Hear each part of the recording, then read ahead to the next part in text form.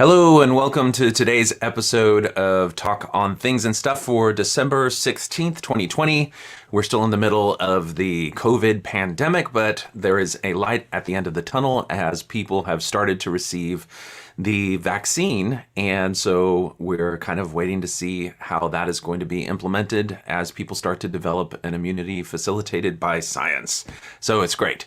In the meantime, in the world of all things Mormon, we're still processing and dealing with Fair Mormon's recent drop of a whole bunch of videos really pushing back against the effect that things like the CES letter, the letter to the CES director by Jeremy Reynolds, and Mormon Stories podcast by John Dehlin, pushing back against the effect that they've had in really helping people feel more comfortable about doubting and asking questions. And in many cases, seeing that those doubts and questions lead to a separation from the faith as people start to reclaim some of their own autonomy and independence and start living life on their own terms. Well, people in the church are concerned about that. They see this growth on the part of people who end up moving in a different direction from the church as really a sort of loss. And in many cases, it's very painful for people that remain in the church. And they're fearful not only for their loved ones to have left, but also for the next generation and for other people that they see that departure from the church as really a loss of spiritual potential. And, that type of thing fuels the sort of material that we're seeing now, which, if you notice from the thumbnail for this video, includes taking some of these figures who are then blamed for this doubt, people such as John Dehlin, and equating them to demons. In the case of John Dehlin, they put his head over the figure of Baphomet, which is a satanic temple figure and a kind of a demonic entity that is supposed to be associated with Satan. And so the idea was that, people who doubt the church, who lead other people away from the church, are themselves either deceived by Satan or fully embracing the role of the adversary and, are Satan's thrall, willingly trying to lead other people away from the church.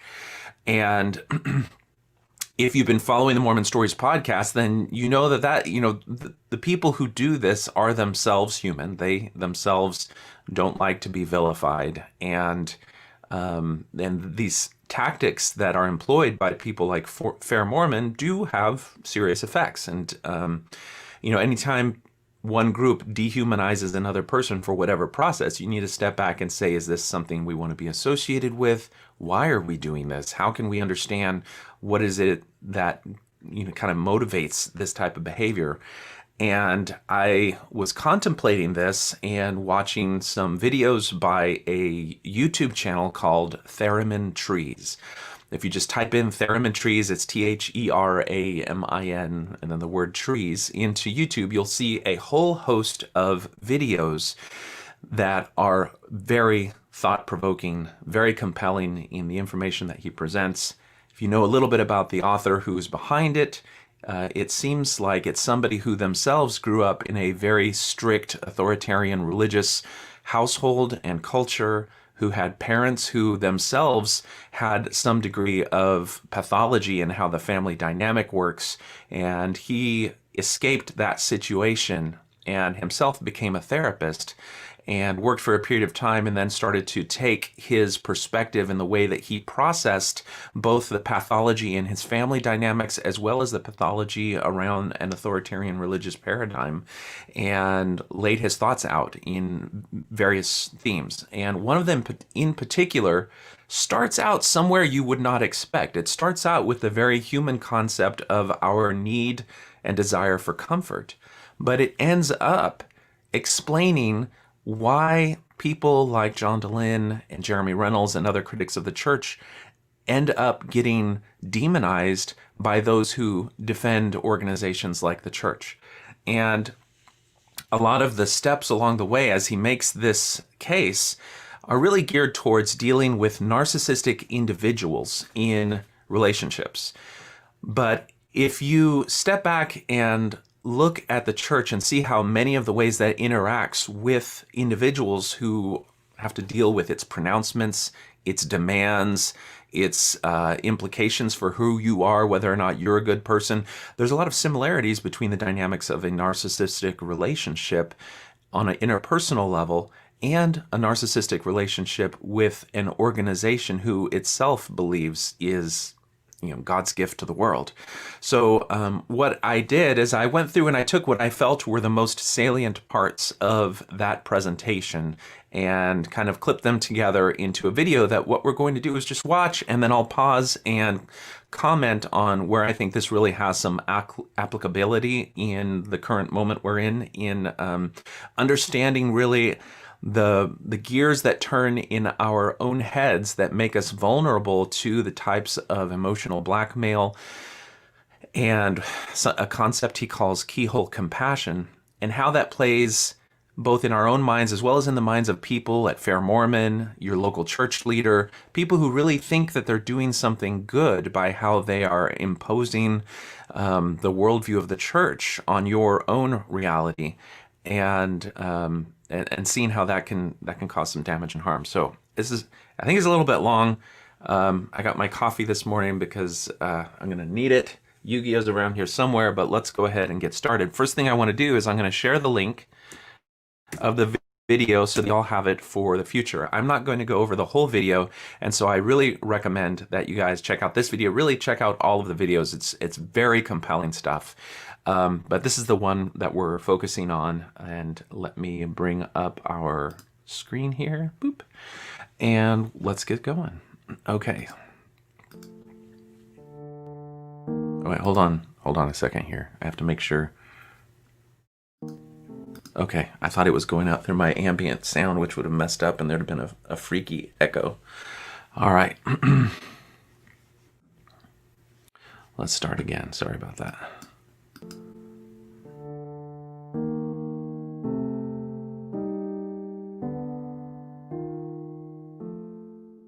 Comfort. What does this word bring to mind for you? At first glance, it might seem a fluffy little concept, a pleasant feeling of relaxation, a state of ease, peace of mind. Sounds nice enough, but not exactly essential to life.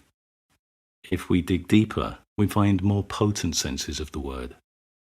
Freedom from pain or constraint, the easing or alleviation of grief or distress. It's in these definitions that the real value of comfort emerges, the vital ability to take relief, even for a moment, from misery. Even with people we might despise, seeing a vulnerable human being in torment can stir our most powerful instincts for compassion. We feel disarmed. These instincts represent some of our most humanizing qualities, sometimes melting previous divisions, dissolving hostilities, allowing us to connect with each other in powerfully healing ways. So I want to point out some of the imagery that he's using here. I think he starts out in a very powerful way talking about our own human impulses to find empathy and compassion with other people when we see that they are in pain. He starts out by depicting two different groups of people, one of whom has been demonized, and one of them steps apart and shows some vulnerability of being hurt, and that softens the divide between the groups and kind of brings them together as one of the groups are, impelled to feel compassion for the other. For me, it's kind of odd because I think a lot of the times as ex-Mormons, we look at the Mormons and the defenders of the church as the ones that are demonizing us. But there's a flip side to that. And that is that when we are outside of the church and we see hurtful things that those people in the church do to us, we have a tendency to see them as demons themselves. They just want to hurt us. They just want to say bad things about us. And, they'll stop at nothing to try to get their way. And it tends to dehumanize them just from the outsider's perspective.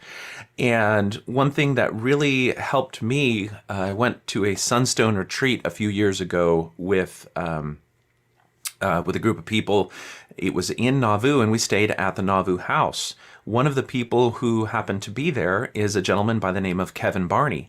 He showed up, and I was kind of surprised to see him there, but I recognized him from a Fair Mormon video on the Book of Abraham. I knew he was a defender of the church and somebody who was very active in Fair Mormon, but through the course of the retreat, I got to know his story a little bit. I got to know about the reasons that he got involved in defending the church. And it was born out of a sincere desire to help somebody that he loved, who he felt was in spiritual jeopardy because of the direction that they were taking in their life away from the church.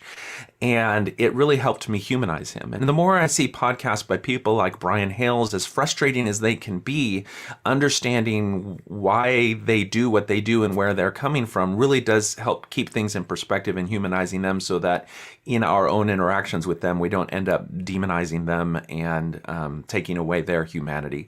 We still have to deal with the pain that it happens when these two forces come together in terms of the critics and the defenders of the church, and trying to work through those issues. But I don't think it's ever a good idea to lose sight of the humanity of the other party. So he's going to move into now talking about how this impulse that we have to feel compassion for other people and to want to alleviate other people's suffering is itself a vulnerability, because it can be exploited by groups who then try to use other people's suffering to compel you to do things that are against your own well-being. So let's keep going. But these same compassionate instincts can also have harmful consequences. In our attempts to comfort some people, we sometimes end up throwing others under the bus. Like when we tell our atheist son he should keep going to church to make his mother happy. When our daughter discloses her same-sex attraction and we command her never to tell her father to spare his feelings. When targets decide to go no contact with their abusers and we urge them not to because it's so cruel. Sadly, many individuals submit to these appeals. For others, who decline to erase themselves, there are plenty of voices ready to try and pile on the emotional blackmail. For people who've been trained to look after everyone else's welfare, sometimes to the total exclusion of their own, these kinds of emotional blackmail can feel extremely difficult and slippery to deal with. So he's given us 3 different examples of individuals who were in situations in life where there was a conflict between the individual wanting to live the full expression of their life, their identity, who they are, what their personal conscience is, whether it is the atheist in a strictly religious household, the gay child of a family who does not allow for that perspective, or an abusive relationship where somebody has been messaged about their own lack of worth and dependence on another. And those are very easy to see from an individual perspective. And the types of emotional blackmail that he's describing there are when a message is given to that person who's trying to break free from that situation to look after their own needs and their own life and their own pain. Well, a message is given to them that they should not go in that direction because of the pain of somebody else that move would make. And so it's that type of what he calls emotional blackmail, where you're using the emotions and compassion of one person and you're stamping it down, saying that if you do that, you're going to hurt somebody else. So it's really a one-sided way of looking only for the well-being of one person and not the other. And then he extends that to a religious paradigm where an individual breaking out of a coercive religion turns back and says this was an abusive environment. And then people defending that religion start to tell him that he needs to be quiet. You can leave the church and just leave it alone. Don't come back and start telling us the problems of the church, because you're going to cause discomfort or pain for people who remain in the church. And that dynamic of shutting one person down, not looking after their well-being because you're trying to preserve the comfort of another party, is part of this dynamic of how comfort can be exploited that he's talking about here. I thought it was really well done. So let's continue. inviting targets to feel guilty and heartless if they don't comply. The other part of that, he said, particularly, and I think this holds very true in the church, where when you're in the church, you are really told that the way that you act in a godlike manner is to not think about yourself at all. Only think about others. Only sacrifice everything about yourself, your life, your time, your identity for the well-being of others. And we kind of see that framed as like that's the most Christ-like way to be, is to completely sacrifice yourself for that. But what it ends up doing is allowing yourself to be exploited. Because if you don't think of the church, if you're in the church, think of just some other authoritarian paradigm, something that you don't agree with. Whether it's a religion like Scientology that you see is clearly abusive and problematic, and you don't have a conflict with your own situation because they're just, they're a cult. Or even like a political party, think of the Nazis or Maoist China or something like that. If the message of you must sacrifice everything about yourself for the good of the party or for the group, whether it's Scientology or Jonestown or anything else, you can see that idea is a way that keeps people underfoot. It keeps them in chain, and it robs them of the ability to break free from that environment because it leaves them as nothing. They are simply open, empty vessels that must be filled with the needs and demands of everybody else in the group. And so you can see that in order for them to really be themselves and escape that paradigm, they have to be able to look after their own well-being and not simply adopt a perspective of sacrifice for everybody else. And the tools that keep that in place are things like guilt. If you start to look after your own needs, your own priorities, your own conscience, then, you're the guilty one. You're selfish. You only want to sin. Well, that messaging is what keeps people down. And so if you're in a group that is healthy, that is true, that doesn't have to hide anything or suppress anything, there should be no place for that type of mentality. That individuals should be allowed and empowered to look after their own well-being without it being seen as a form of selfishness. And so keep that contrast in mind. Let's keep going. But none of these supposedly compassionate appeals stand up. And when we stand back for a minute and examine any of them, their manipulative power evaporates. Whether we're a target, a perpetrator, or a witness to emotional blackmail, we all have the capacity to reflect on our choices and distance ourselves from this abuse.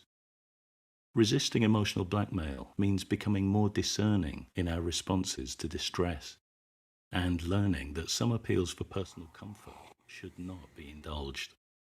Counterintuitively, this doesn't mean becoming less compassionate, but more compassionate. And okay, so this point I felt was one that I really needed. When he says that you need to discern between compassionate appeals that can be empowering and uplifting and compassionate appeals that are actually a form of emotional blackmail. The rest of the video is really built on how do you distinguish between those people, because we still are compassionate people who do want to look out for the well-being of others. And so there is an appeal to our compassion that is good and can be good both for our own well-being as well as for broader society. But there are also forms of compassionate appeals that are unjustified and serve to keep people trapped in abusive and deceptive environments. And so that is really the challenge that we have in looking at this issue. And so let's keep going. And it means recognizing the double-edged nature of emotion, which can be a valuable friend and a terrible enemy. Humans often rely on snap, instinctive, simplistic emotional judgments. That's fine if you're choosing a shirt, not if you're processing complex situations with significant consequences. Emotional blackmail urges us to take mental shortcuts that work against us. Notice when you're being directed to look with emotional eyes at just one part of the picture.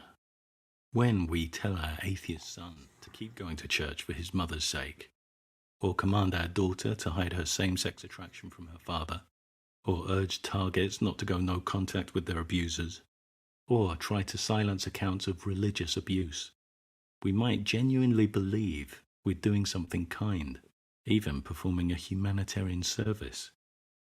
But it's just keyhole compassion, focusing on one party's possible distress and completely failing to process the experience of the other party. Let's widen the aperture and look at what we're really asking. Here we have individuals who've often had to cope with long-term manipulation, abuse, and dogma, grappling with draining levels of shame, anxiety, and neurosis. Many feel like imposters, unable to fully receive love from the people around them, disconnected from their lives by pretending to be what others expect them to be, just to survive. And now, just as they're beginning to move towards freedom, integrity, truth, and the restoration of psychological health, we're directing them to carry on sacrificing all of that, just so other people can keep some comforting illusions. Callous as it might seem to casually consign people to a lifetime of repression like this, it's not always driven by conscious, malicious intent. Keyhole compassion is a hopelessly simplistic emotional response to potential conflict, trying to bypass the complexity of having to think, discuss, negotiate, and resolve, and instead just pretend nothing's different.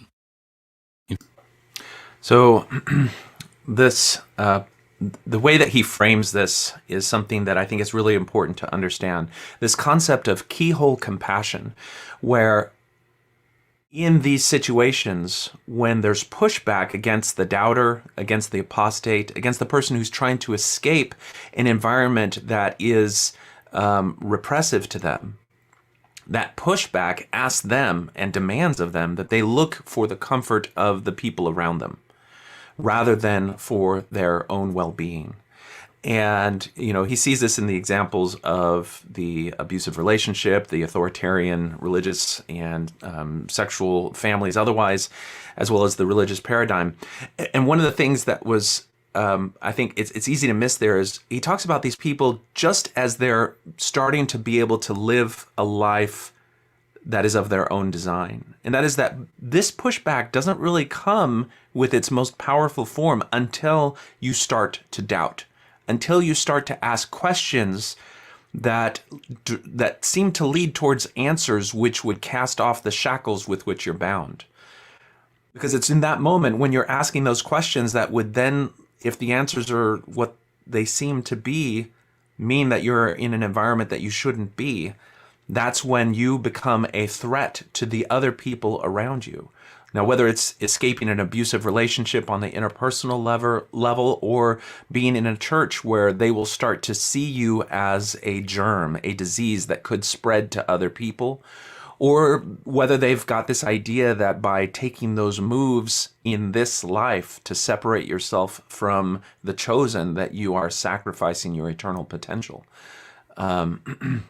It's just it's a powerful metaphor that they have there. And then those messages, if they get their desired effect, no, don't go off on your own. Don't start to be yourself because you'll hurt these other people. If they submit to that, then it keeps them bound in what is essentially a prison that's reflecting the reality that their own well-being is not looked after. And being able to get to that point where you're able to draw the boundary and say, no, I do have to look at my well-being, whether or not it affects other people, is really what he calls widening the aperture, which is that if we're going to look at these situations, we have to see that pain is being had on all sides.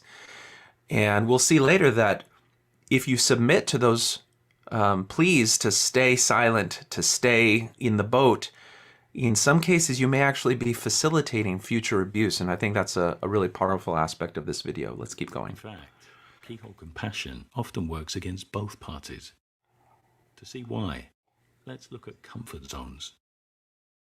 We could visualize our Okay, I love this part of the video because this metaphor about comfort zones and the different zones he's going to bring around it is such a good way to conceptualize what a lot of us have been through as we exited the church.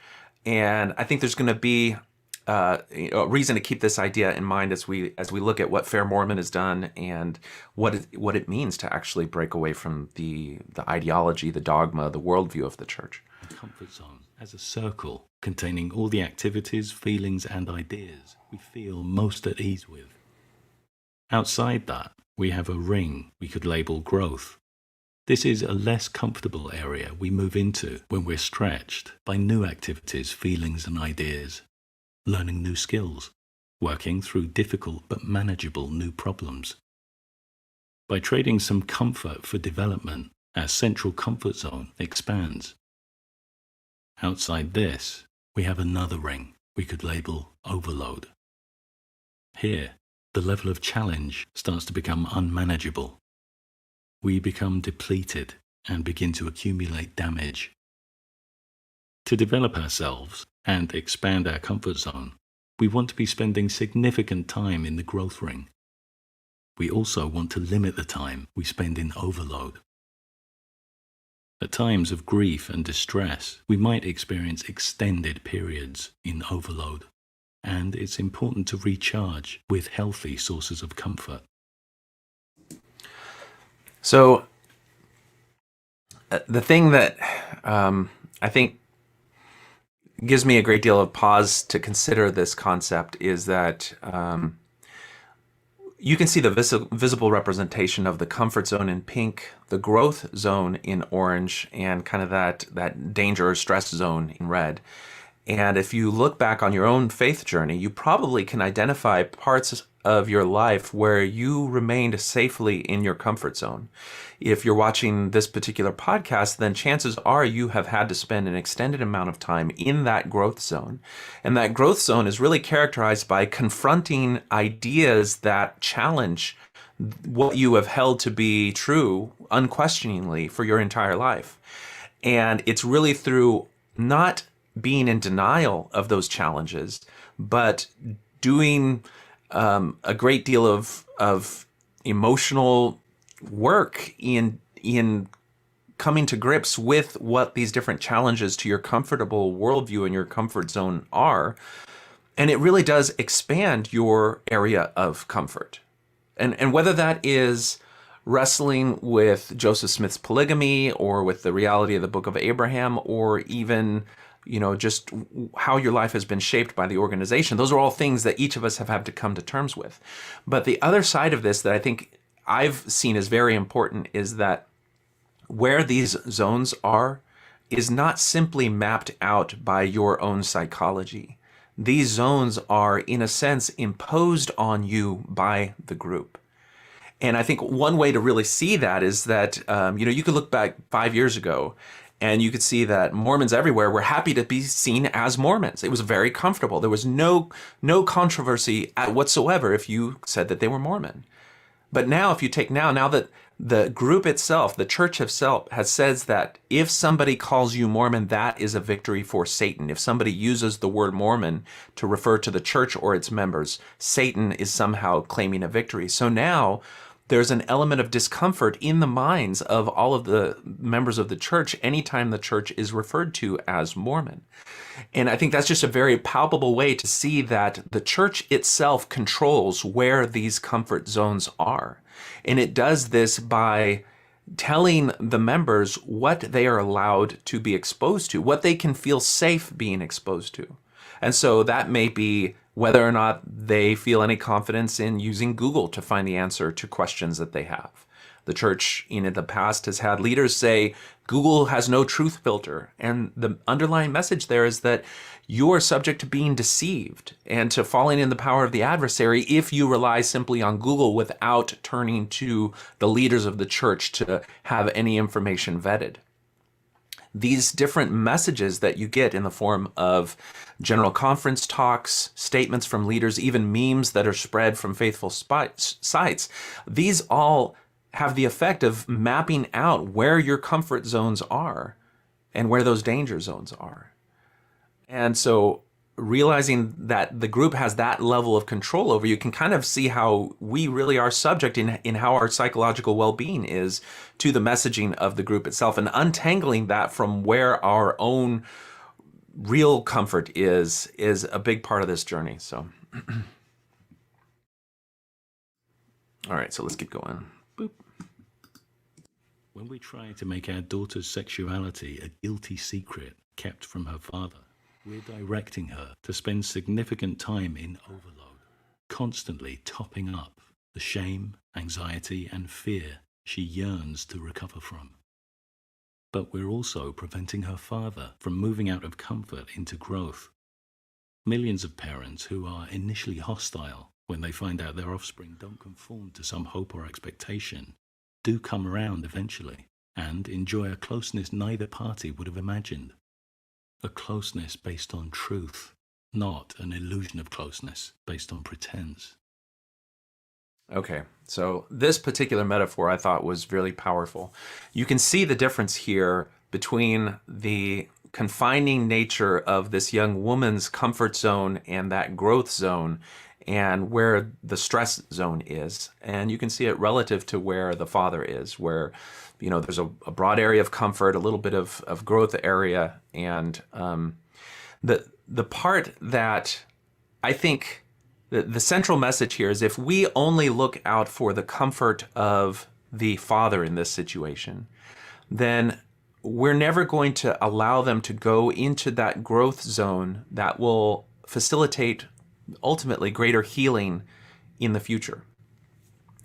He'll never have to confront the reality of a loved one being gay and having to then deal with the conflict between what they conceived gay people were and what they know their loved one is. To be able to resolve that, to be able to see gay people as human and deserving of every measure of fulfillment that they want to in their life. And so there's never going to be that element of healing. Now, this is an interpersonal relationship. If you have the daughter remain silent, continue to suppress her reality, her existence at the mercy of the comfort of the father, then that growth never happens. And the metaphor I want you to then take this interpersonal relationship and apply it to the institution of the church is that if the church continues to believe that gay people are somehow broken, in need of fixing. They may not understand it, but at some point in the millennium, they'll be healed.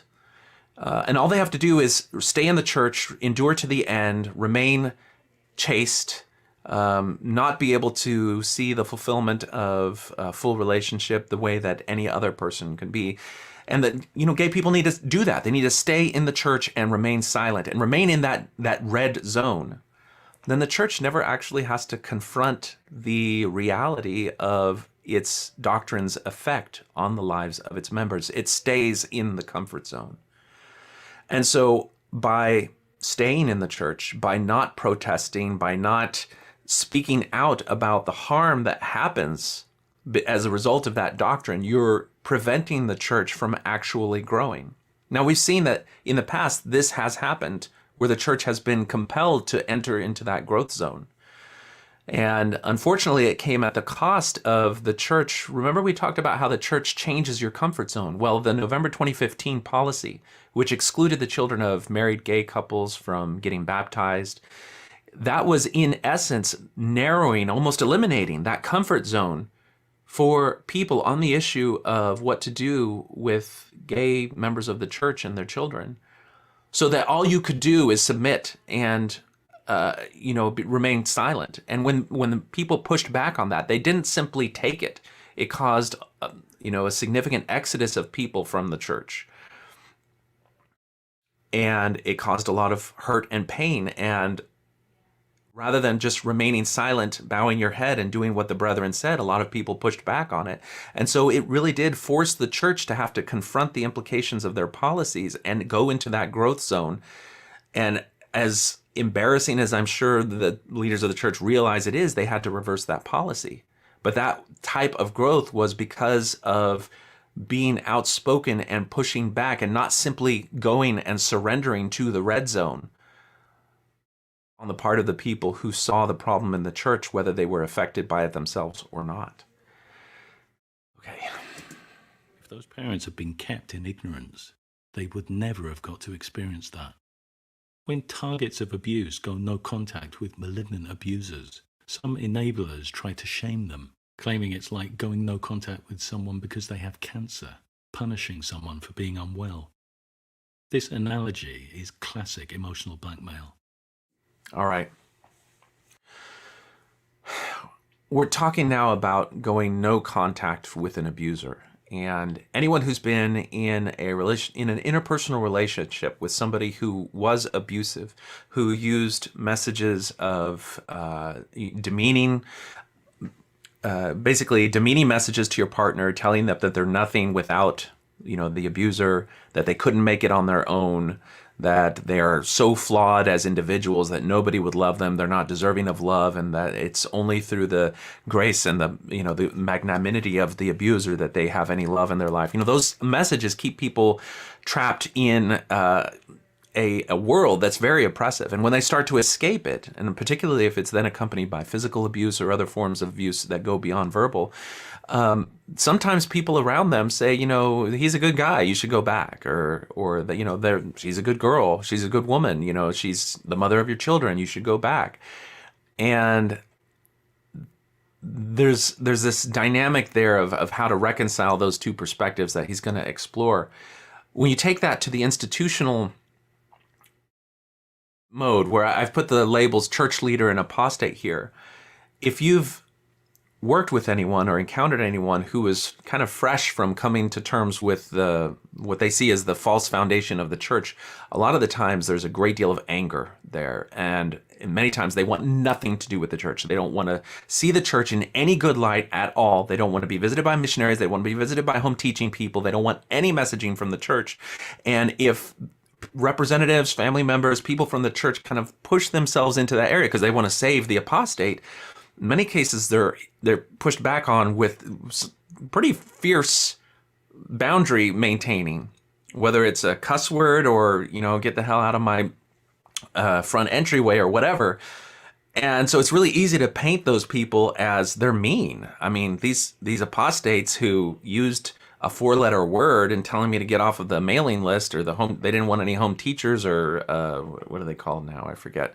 But then you start to paint those people as bad. And the analogy that he uses here is really powerful in why people need that space and why they have to do it. And I think the thing to keep in mind is it's not a permanent state of being.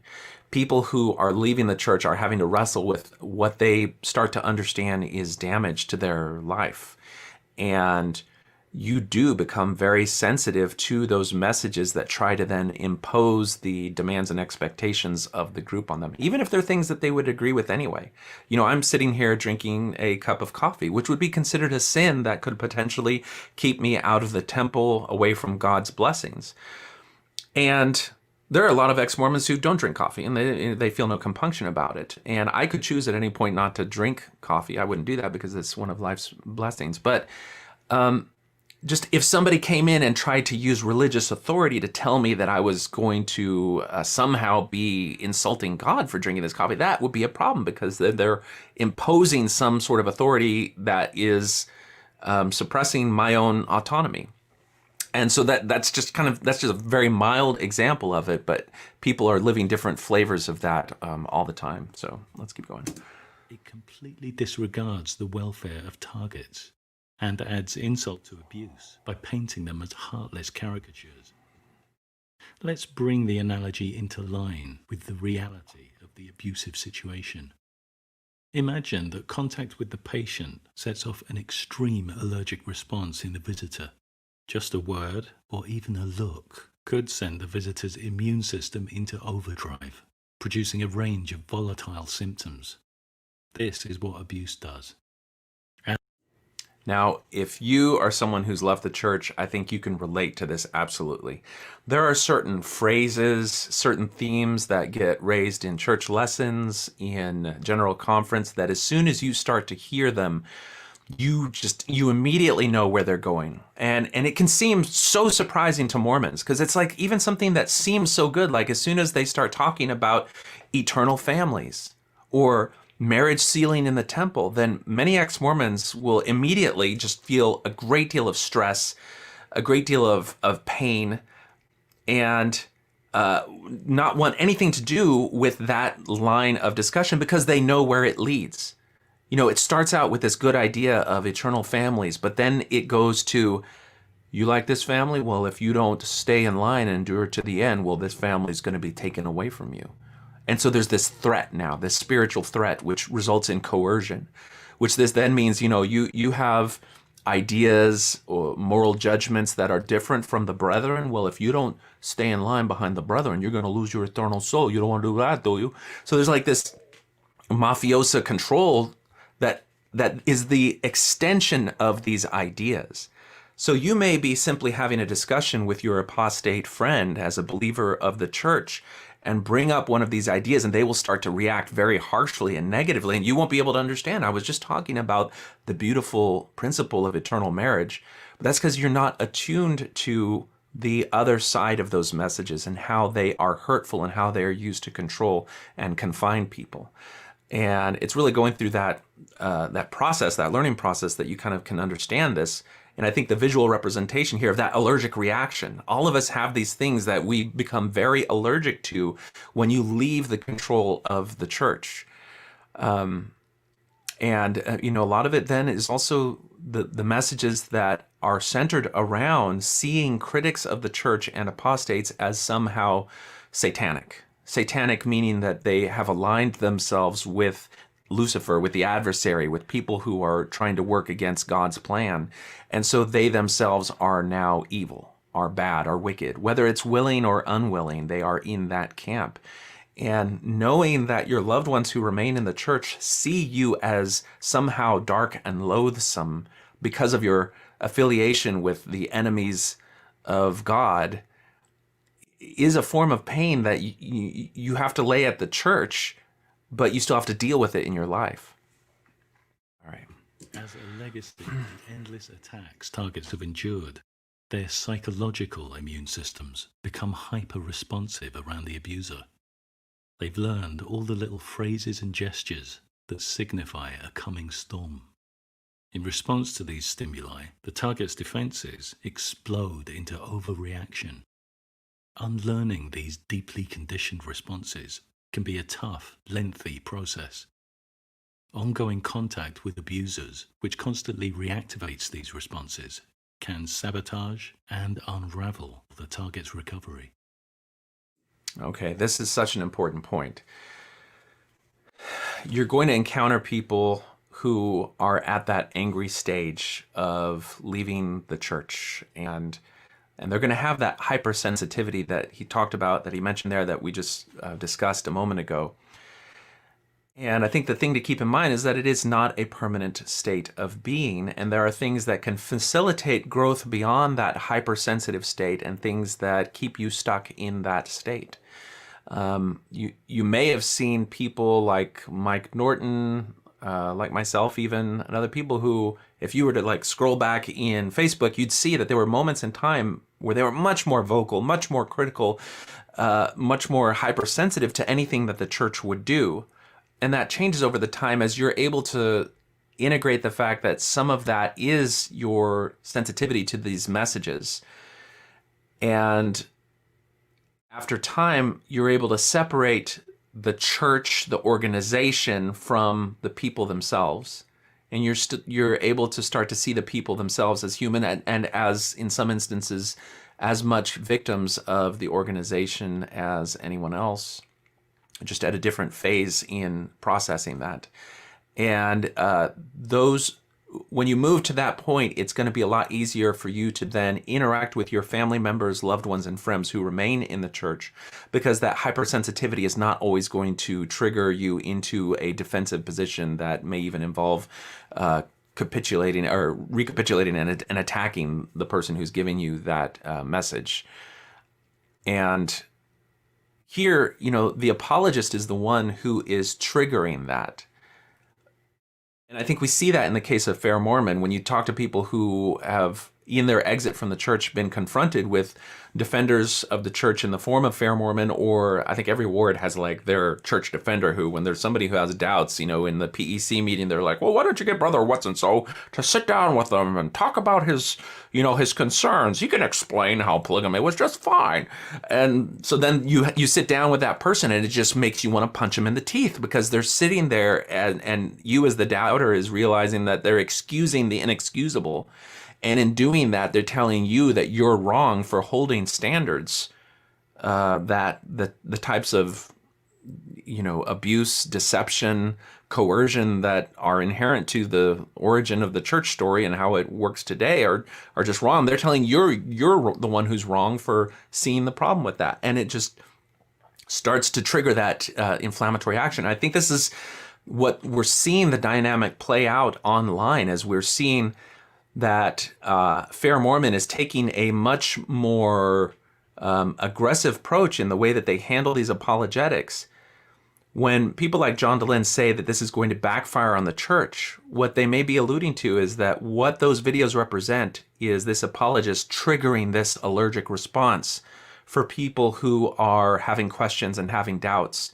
And when people who are they're still in the middle of that journey, if you trigger that allergic response, they're going to start to see things in the church as they're going to more quickly come to see the harm that the church does, and it's going to cause them to be even more aggressive in their rejection of it. And I think that's the risk that the church is having by having these videos come. But let's keep going. Going no contact doesn't just offer a path to hell for targets, but also for abusers. For some abusers, experiencing the authentic rejection that results from their abusive behavior motivates them to seek help. I think this is a point that when you look at the history of the church, you see the different groups that the church has targeted with its doctrine, targeted by way of exclusion and demeaning messages. So prior to 1978, and even afterwards, when you look at the issue of interracial marriage, Black people who stayed in the church, who did not see the inherent fault of the racist doctrines of the church, and then teach the church a lesson by leaving, well, they facilitated the promotion of the church, because then the church was able to say, we have Black people in the church who love it here. And so they were deprived of that learning lesson of seeing that their doctrine and their theology was anathema to the lives of Black people. When you look at, you can just Google online North Star keynote speech, and you can look at the different groups whose aim is to reconcile the lives and concerns of gay Mormons with the reality of the Mormon church. As they stay in the church, they are depriving the church of learning the lesson of the real impact of the church's doctrine. People stay for reasons that have any number of justifications that are real and concerned. And I don't think you can demonize or condemn anybody for staying in the church, even if they are gay. But you can also step back and see how this allows the church to continue to do what it does without seeing the full impact of its doctrine. It's a reality we have to confront and acknowledge.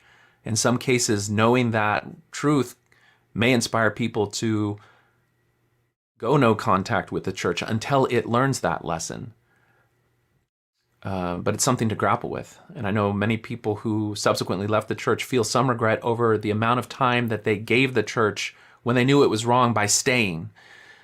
And there's this concept of complicity that gets tossed around a lot, and I think it gets overblown in many instances, but there's a seed of truth to it.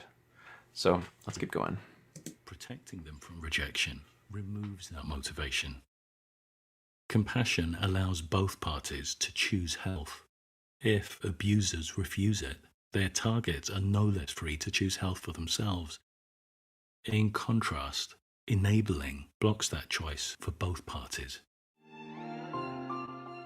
Life is a struggle for every species on the planet. We're thrust into a survival situation in which we face danger, uncertainty, and lack of control. Humans use a huge range of coping mechanisms to get through these challenges. We use mood-altering substances and activities as a deflection. Food, alcohol, drugs, sex. Immersion in fictitious worlds from literature, cinema, and television. All fine in moderation. Not so fine if they become addictions or ways of avoiding impending crises. Another coping mechanism is magical thinking, proposing causal relationships between events, processes, and entities for which there's no demonstrable connection. In times of overwhelming overload, magical thinking provides a comforting refuge for some people. In many cases, the mood-altering effect of focusing on a magical idea can help some individuals continue to function in the most intense part of a crisis. This is something that you'll encounter a lot. This concept of magical thinking has different forms. In some cases, it can be attributing some sort of human quality like intention or power to inanimate objects, or linking coincidences with purpose, whether it's divine purpose or otherwise. So you could say, well, there was a hurricane that was going to hit the islands in Polynesia. Elder Eyring was there, was scheduled to be there to dedicate a temple. The members all had a fasting and prayer weekend. The hurricane petered out, and Brother Eyring was able to go there and give that dedication. So that means that the prayers of the people somehow affected the weather because of God's purposes needing to be filled. That's a form of magical thinking. Even the idea that, well, Joseph Smith's translation of the Book of Abraham doesn't match what's on the papyrus, even though he said it was a translation of the papyrus. So he must have been catalyzed by seeing the papyrus to receive a revelation of a Book of Abraham that was authored by Abraham. And so that's how we can know that the Book of Abraham is true. That's another form of magical thinking. That's where we're bringing in this divine element or this agency outside of the reality in order to resolve conflicts. And in those cases, it does serve as a way to provide comfort when you're thrust into that zone of discomfort, into that stress zone, because it provides a rationalization that can bring you back into the comfort zone. So that's one form of magical thinking that I think it's easy to kind of look at and say, okay, well, that may be problematic. There's another type of magical thinking that is harder to detangle, and that is when you have encountered stresses in your life, in your own personal life, challenges and difficulties that the metaphysical worldview of the church has helped you resolve. And that could be when you were having your dark night of the soul and you felt like you were somehow touched by the Spirit of God and it brought peace to your heart. And so that, because you were doing the actions that the church told you should do, serves as a truth proof for you of the truthfulness of the church. In my own life, I can see how when I was 13 years old, there was an automobile accident that claimed the lives of my father and my only sister and two of my brothers. And my mother was the only survivor of that accident, that traffic accident. And so I was thrust into this world of intense loss and grief. But it didn't affect me as potently because I had a concept of the afterlife and eternal families. And so I had this securing notion that things were going to be all right in the eternities. And so that's another form of how magical thinking has helped me to cope with a real life stress, a real life situation. And it's done that by removing the edge of some of the harsh realities that I would have had to confront. Now, as I had the benefit of there being 25, 30 years or so after that event, when I came to understand that those ideas about the eternal family and everything were fictitious creations by a religious charlatan meant to comfort people, that I came to terms with the fact that those, as much as they were comforting to me, they weren't real. There was no reason that I should accept their reality. Then I should accept L. Ron Hubbard's notion of how people live beyond this life. They may be comforting to people who are in them, but they're not real.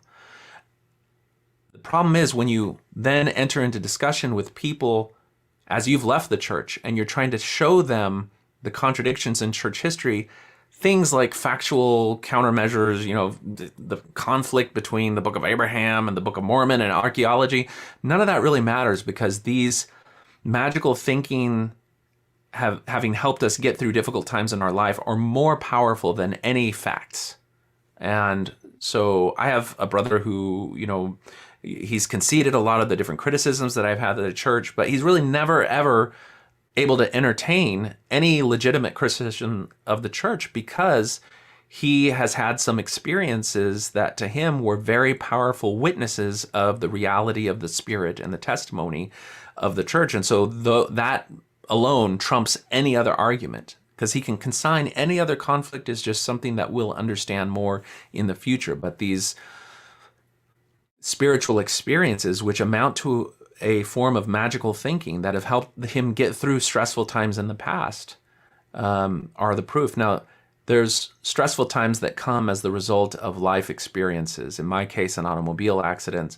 But there are also stressful times that come through stressors that the church itself imposes on its members.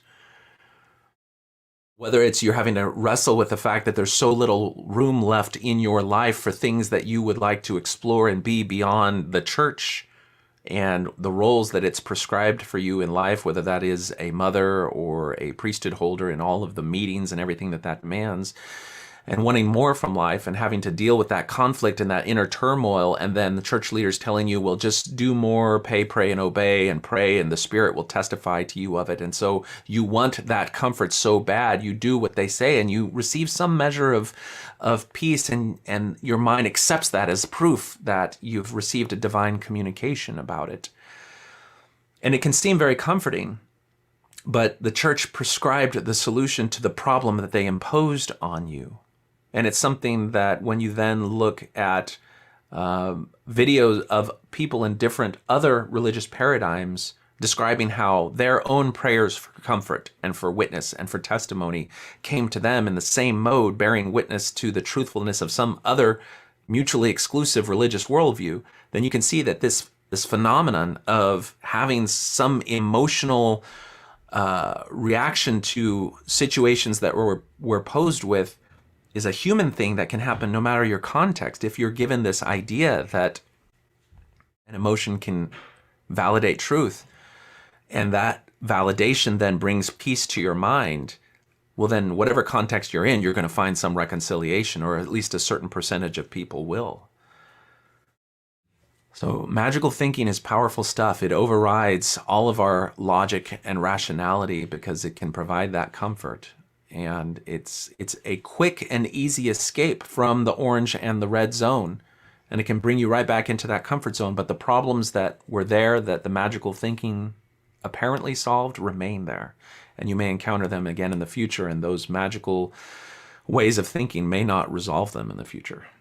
Before coming back down to earth and gathering the strength to face reality at a manageable pace. The trouble arises when our use of magical thinking opens the door to harm to others or ourselves. Like drink and drugs, everything depends on the variety you're using and the quantity you're taking. Wearing what you believe to be lucky underwear during an exam might well help you pass. Not because the underwear has magical properties, but because your belief lowers your anxiety, boosts your confidence, and enhances your performance. But that belief becomes harmful if relying on your underwear leads you to neglect your studies. And the problems multiply when you start trying to involve other people. The irony of him using magical underwear in the context of this video is not lost on me, but let's keep going. Many years ago, when my brother opened his umbrella to dry indoors, a guest caused a huge scene, trying to wrestle it from him and close it, based on the magical notion that opening it would bring bad luck. This is where the trouble starts, when the magical thinker's comfort impinges on the comfort of others. It's here that we come to a crossroads, with paths that can lead to antagonism or veer away from it. Many magical thinkers do veer away from it. Some choose to listen to people's valid objections and rethink their ideas, Others choose to maintain their magical coping mechanisms, but keep them confined to their own lives without imposing on others. You can see these two options there where one person has, is confronted with a form of magical thinking that causes them some discomfort. The magical thinker is pushed back on and then says, well, why did they push back on me? So this may be somebody who was an apologist for fair Mormon that has a toolkit of rationalizations for how to, reconcile Joseph Smith's polygamy or the Book of Abraham. They see a doubter and they go and they push back on that doubter and they say, you need to see it this particular way. The doubter then says, well, these are the reasons that those answers don't work for me. And then that fair Mormon apologist may spend some time thinking, why doesn't this answer work? Should it work? Are my tools of reconciliation valid? And they may study that question further and realize that those tools are invalid and then change their own perspective and no longer use that tool against other doubters. And they may themselves, be influenced by that interaction. Well, that's the people that are turning to the left. And you have the other people here who, when they push on the doubter with their tool set of reconciliations and justifications, it doesn't work. And they say, well, fine, it doesn't work for you. And maybe in that conflict, I learned that it created worse problems. And I need to just let people think how they think, and I'll think how I think, and I will no longer engage in activities like apologetics, trying to interrupt the process of doubt and growth that other people are going through. I'll simply live my own life without interacting with other people. That's another way that happens, but it requires a degree of emotional intelligence and an acceptance that other people on their own truth journeys don't need the imposition of your own perspective on truth. And so those are two different ways that can result in peace between parties. I've probably experienced this to some extent in my own life, where family members that used to more aggressively engage me on these issues now feel no reason to do that. And in some cases, it may be because the answers that I've had to some of their engagement in the past have been legitimate and things for cause for answer, and they start to realize that I'm, the picture that they were presented with as what an apostate is, somebody whose life falls apart, who are themselves degenerate beings, who go down pathways of immorality. They don't see that is what characterizes me, and so they don't feel the need to impose their own worldview on me. So I've benefited from that, even though they remain faithful to the church. But there's another way that happens that we'll see here. Both of these roads offer the possibility of peaceful coexistence in which no one's comfort eclipses another's. But they also require some effortful reflection. And unfortunately, our lazy brains often accelerate us straight ahead into conflict.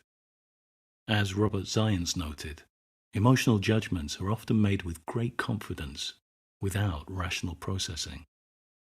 He also noted that once those judgments are made, we often defend them with rationalizations.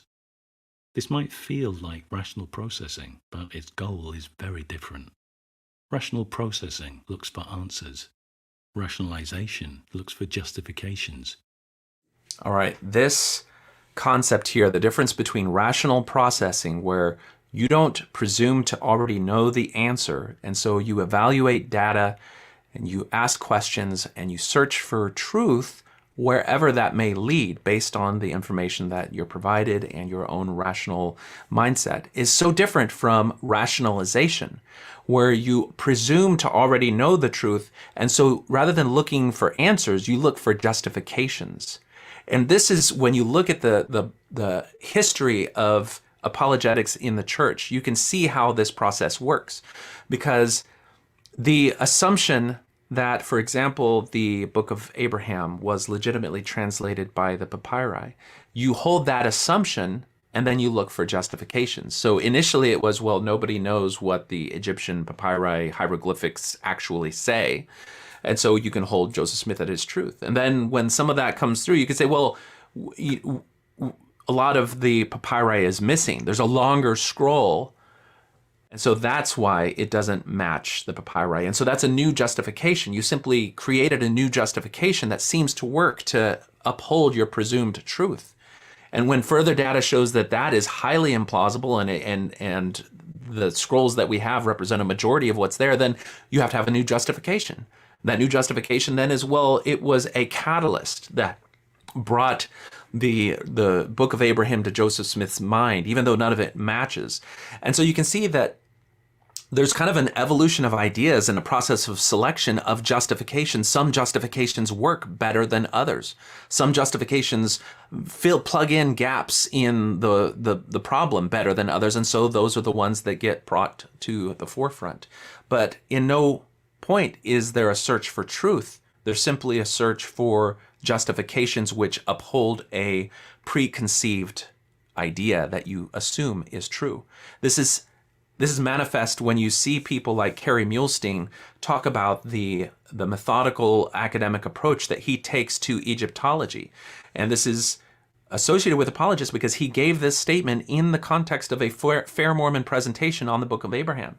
He said he starts with the presumption that the Book of Abraham and the claims of Joseph Smith are true, and then he interprets any data that he has towards that end. And when you read more about his writings, the way that he rationalizes this is he says that there are many ways to determine truth. You have facts and reason and evidence, all of the things that the wider world would say are the ways that we achieve truth and look at truth. But then he saves space for revelation. He says there is revelation and inspiration that are also a way of determining truth. And it's that one loophole about revelation and inspiration also being a way to calculate truth or determine truth that allows him to make all of those justifications, because he can say that even if the evidence doesn't match, even if all of our conclusions and rationality don't match, because revelation gave us the Book of Abraham, then any of those conflicts we can simply assume is that we haven't encountered the data yet and we already have the truth. And just see how convoluted people talk about mental gymnastics that take place when you're starting to defend the indefensible, when you're starting to rationalize the claims of the church with the conflict of what we know about church history. That mental gymnastics is the process of looking for justifications rather than looking for answers. When you study Joseph Smith, his history, all the things that he did, if you want to reconcile that with him being a prophet and a man of God, you've got to come up with a whole bunch of different justifications, whether it's that prophets aren't perfect people, or that, he had to institute polygamy and he didn't quite know his way, but he was getting there. All those different things. He had to train with the seer stone before he could actually do it, but then later he didn't need the seer stone, and all of his treasure digging and, all the fraud that went on with juggling and stuff early on. That's another word for just using seer stones to try to exploit people for money. All of that is just how he had to train to be a prophet. You can see that the different justifications just pile on and on and on and on. Whereas if you look at it using rational processing and you allow the possibility that all of these different conflicts are simply the result of Joseph Smith himself being a religious con man, somebody who has a genius for creating religion, an insight into both the spiritual mindset as well as the psychological landscape of the people around him, who knows how to create a gospel and create a religion that appeals to those things.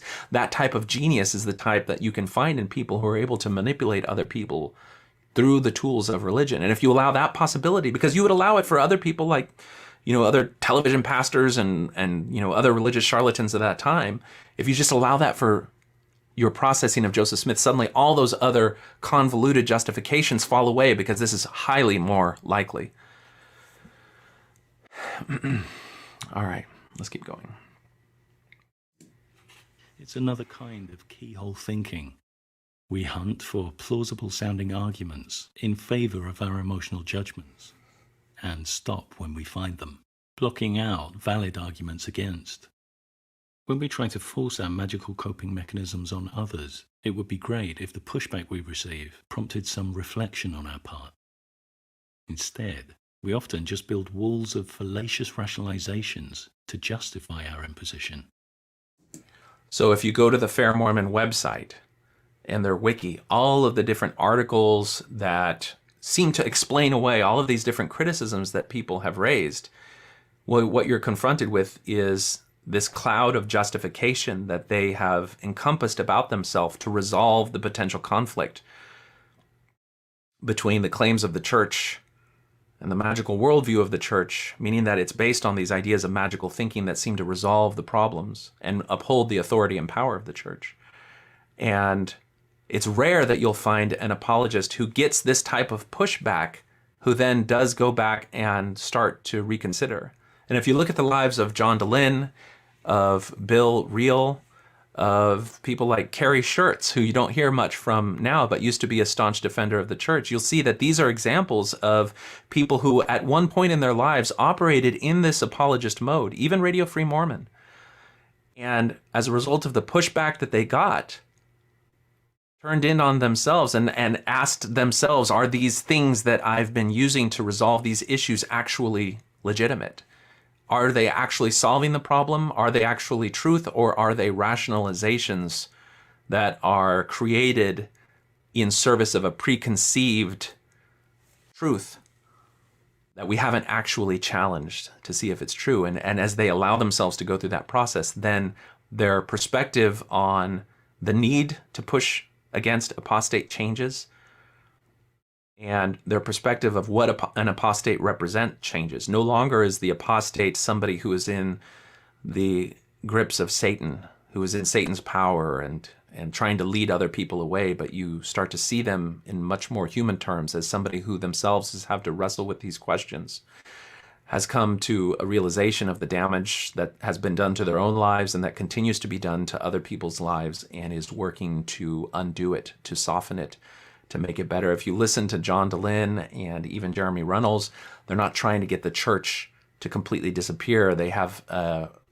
honest acknowledgement that the church is never going to disappear. But what they can do is start to push back against those parts of the church that cause real damage and harm to others, so that it can change its ways, so that it can allow people to live authentic lives, to be able to question, to doubt, to see a different shape for themselves in their existence, and not have the church continue to try to cram them back into its preconceived shape. So, in our efforts to fend off critics, we misattribute them with imaginary malicious motives, allowing us to personally attack them without compunction. We might even claim their objections are a sign that they're under the thrall of magical beings, invalidating their autonomy. Convinced of the truth of our magical coping mechanism, we rationalize that it's okay to gag our critics by making the questioning of our magical thinking a social taboo. Even superficially positive elements of a magical coping mechanism can create conflict.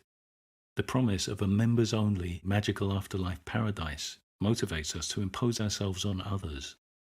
I think if you're Mormon, you'll understand the power of this point. The promise, not just of, like in other Christian religions, it's like paradise and life with God. And that, you want to get to heaven, and so you got to be good. And in a lot of those religious paradigms, they allow you got to be good to be so expansive, and that people, even if they have different notions of what group they may be affiliated or with, they're allowed that space because they can still be seen as good people. And so there's no existential threat that a family member might have if they choose to go a different way.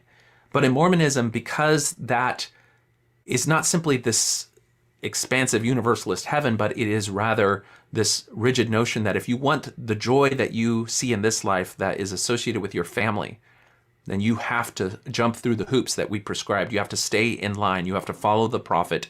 You have to pay tithing. You have to restrain yourself from drinking coffee, from doing other things as an expression of that obedience. You can't see yourself as being complete and whole and doing God's will unless you fulfill very rigid roles of what you should be and do in this life. All of those things then come and crowd upon you. And so the people that then separate themselves from those demands, those expectations, as they start to realize that those demands and expectations are built on an absent foundation, start to get pushback from family members, because those family members still have that notion that they need to preserve this eternal family. And so that is where they then start to impinge on the comfort of the people around them. And I think there's a reality that because the church has tied this into families, then it wouldn't be as much of a problem if you could simply depart from the church and look after your own comfort and not have that act automatically impinge on the comfort of your family members. But because there is this notion that the family has to be this unit in the church that is tied to its eternal metaphysical worldview, then the people who are left behind when you do that do feel impinged upon, because now you've broken up their eternal family. My stake president used to have his family motto on a plaque on the wall, which was "Not one lost." And apart from the irony of that being Satan's plan, what it was a creed for his family that nobody in the family was going to leave the church. And so that type of pressure and that type of worldview, you can see how then if somebody did leave, it would cause discomfort. It would create a great impetus on the part of the family members remaining in the church to impinge on the comfort of those that were trying to leave that paradigm. And that's where they think that they're doing good, even as they are causing discomfort and stress to their loved ones who are trying to live their lives authentically apart from the ideology and dogma of the church. Especially loved ones, in the belief we're saving them. When our loved ones don't comply, we might blame them for our distress. If we stepped back from our rationalizations, we might realize we're the ones causing the distress. We're operating a one-way system, expecting to be heard, but declining to listen, expecting our needs to be met, but not giving a thought to anyone else's. These one-way systems tend to end one way, in pain and ignorance. Our freedom to cope in our own way with life's ordeals ends when our coping mechanisms become an added ordeal for other people to cope with. At that point, it's no longer just a source of comfort for the individual, but a source of oppression for the people around them. Then, it's time for pushback. So long as any group continues to rationalize behavior that obstructs and violates the liberties and entitlements of others, conflict remains inevitable, and no lazy emotional shortcuts will magic it away. Ex-theists who speak out against religious abuse have often gone through sustained periods of debilitating overload to finally break free of their indoctrination. In abusive religious groups, the gap between comfort and overload is wafer thin. All right. This I related to so much. You see that very thin orange ring around the pink, that growth zone. This is such a good metaphor for what it is like to be in the church. The only growth that you're allowed in the conventional Mormon worldview, where you are tied to following the brethren, not departing from the lesson manual, shaping your life after what they have modeled for you to be what God would be most pleased with, confines you to this very narrow zone. You may find growth in your understanding of the shape and contours of that pink zone, but that's the only measure of growth that you're going to get. When it comes to questions that go beyond what the prescribed boundaries of the worldview of the church are, you're not allowed that form of growth because it's already imposed upon you that those things are wrong. When you ask a Mormon, how do you know some government policy or some new aspect of technology or anything, how do you know if it's right or wrong, good or bad? If you keep asking, they'll give you an answer. You say, well, why? Where do you get that notion from? And they'll answer something else. You say, well, where do you get that notion from? Ultimately, it will come back down to, these are the ways that we know what is right or wrong from what God has revealed. How do you know what God has revealed? Well, the brethren have told it to us, or it's found in Scripture. And so the moral root of their worldview of what makes up right and wrong is found in the authority of religious leaders, whether it's the Mormon Scriptures or the Mormon leaders themselves. And so that is what shapes their world. And you're not allowed to step beyond that, because if any of them, just ask them, and you'll find them, they'll say, I don't let the church determine what is right and wrong for me. I'm an independent thinker. And so you just have to say, well, okay, what is an example of an important issue that the church leaders have said this is the right way that you disagree with and that you would like to go a different way? And that's harder to find someone who will be able to vocalize their disagreement with the church leaders on matters of import, because they've been conditioned to really see reality through the lens of what the church agrees to be right and wrong.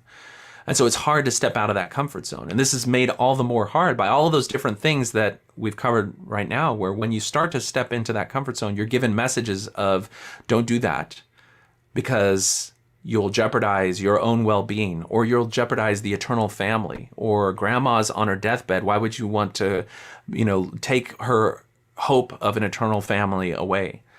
It's a really difficult, precarious position to be in, and it can be very stressful. And that's why people like John Dehlin, that Jeremy Reynolds, who put themselves in the public sphere to raise these criticisms, have to endure the types of pushback and demeaning messages and demonization that is labeled against them. And they've chosen to kind of make that their focus, to try to help other people feel more strength and autonomy in their own lives in the face of such a restrictive ideological environment.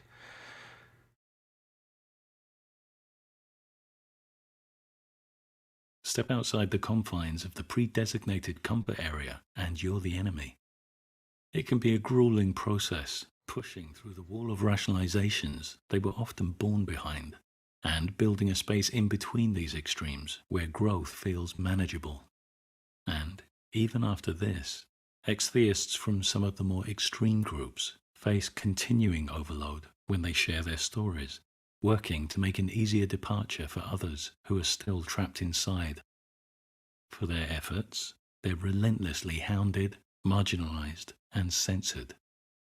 The contrast between this genuine, risk-taking compassion and the artificial product used in emotional blackmail couldn't be clearer. That contrast you really have to see here. You have the person who has escaped these controlling, restrictive, abusive religious paradigms, telling other people, looking back and saying, these are the different conflicts, the different moral principles that show the deception that paradigm involves. And it's okay for you to see a way for yourself apart from the demands of the group, so that you can start to live a life guided by your own conscience and your own principles, even if they depart from those of the religious leaders. That is a way to restore autonomy within yourself rather than having surrendered it to these religious leaders. A lot of the work that people who leave authoritarian groups do is in restoring the idea that people stuck in those groups can still see themselves as good people, even as they start to question and start to doubt and start to gain more trust in themselves. And that is a form of compassion. Now compare that to the manipulative compassion that then gets thrown at them, which is like, if you induce people to question, if you start spreading doubt, then you're going to ruin families. You're going to destroy families. You're going to cause discomfort in other people. That is a manipulative form of compassion, because it is using the well-being of others as a lever to continue to have people trapped inside a prison of false belief. And it's that contrast between these different forms of compassion that really point you to how our own circuits of empathy and compassion can be turned against us. They can be weaponized. They can be used by groups like Fair Mormon, who are trying to send messages not only to critics of the church, but people who remain in the church and start to question. When they see people like Jeremy Reynolds and John Dehlin depicted with their head in the place of a demon's head, or told that they're homewreckers, or that they are sowing discord and discontent, that they are bad people, that they are liars, that they are deceivers, that sends the message that people, if they start to ask the same questions and have the same problems that John Dehlin and Jeremy Reynolds have, that they will fall into that same camp, that they themselves will also be demonized. This is the shape of the bars that keep people in these prisons of belief. And it's implemented by people like Fair Mormon, who believe that they're doing good. They believe that they are preserving the truth of the gospel because they're stuck in modes of rationalization and magical thinking that perpetuate pain because they've never had to confront the realities and allow the possibility that the church is not what it's claimed to be. They continue to attach themselves to justifications and rationalizations rather than that more detached rational processing that is a search for answers rather than a search for justifications. Humans have found many ways of coping with life's challenges. A final one worth mentioning is, of course, rational, effortful thinking. With this strategy, we can directly address many of the ordeals in life that we fend off with mood-altering substances and magical thinking. We can reduce uncertainty through disciplined investigation.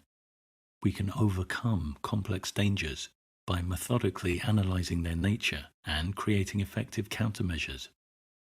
Mindful reflection can also help us come to terms with areas we can't control, to work through false hope and refocus our attention onto more productive areas.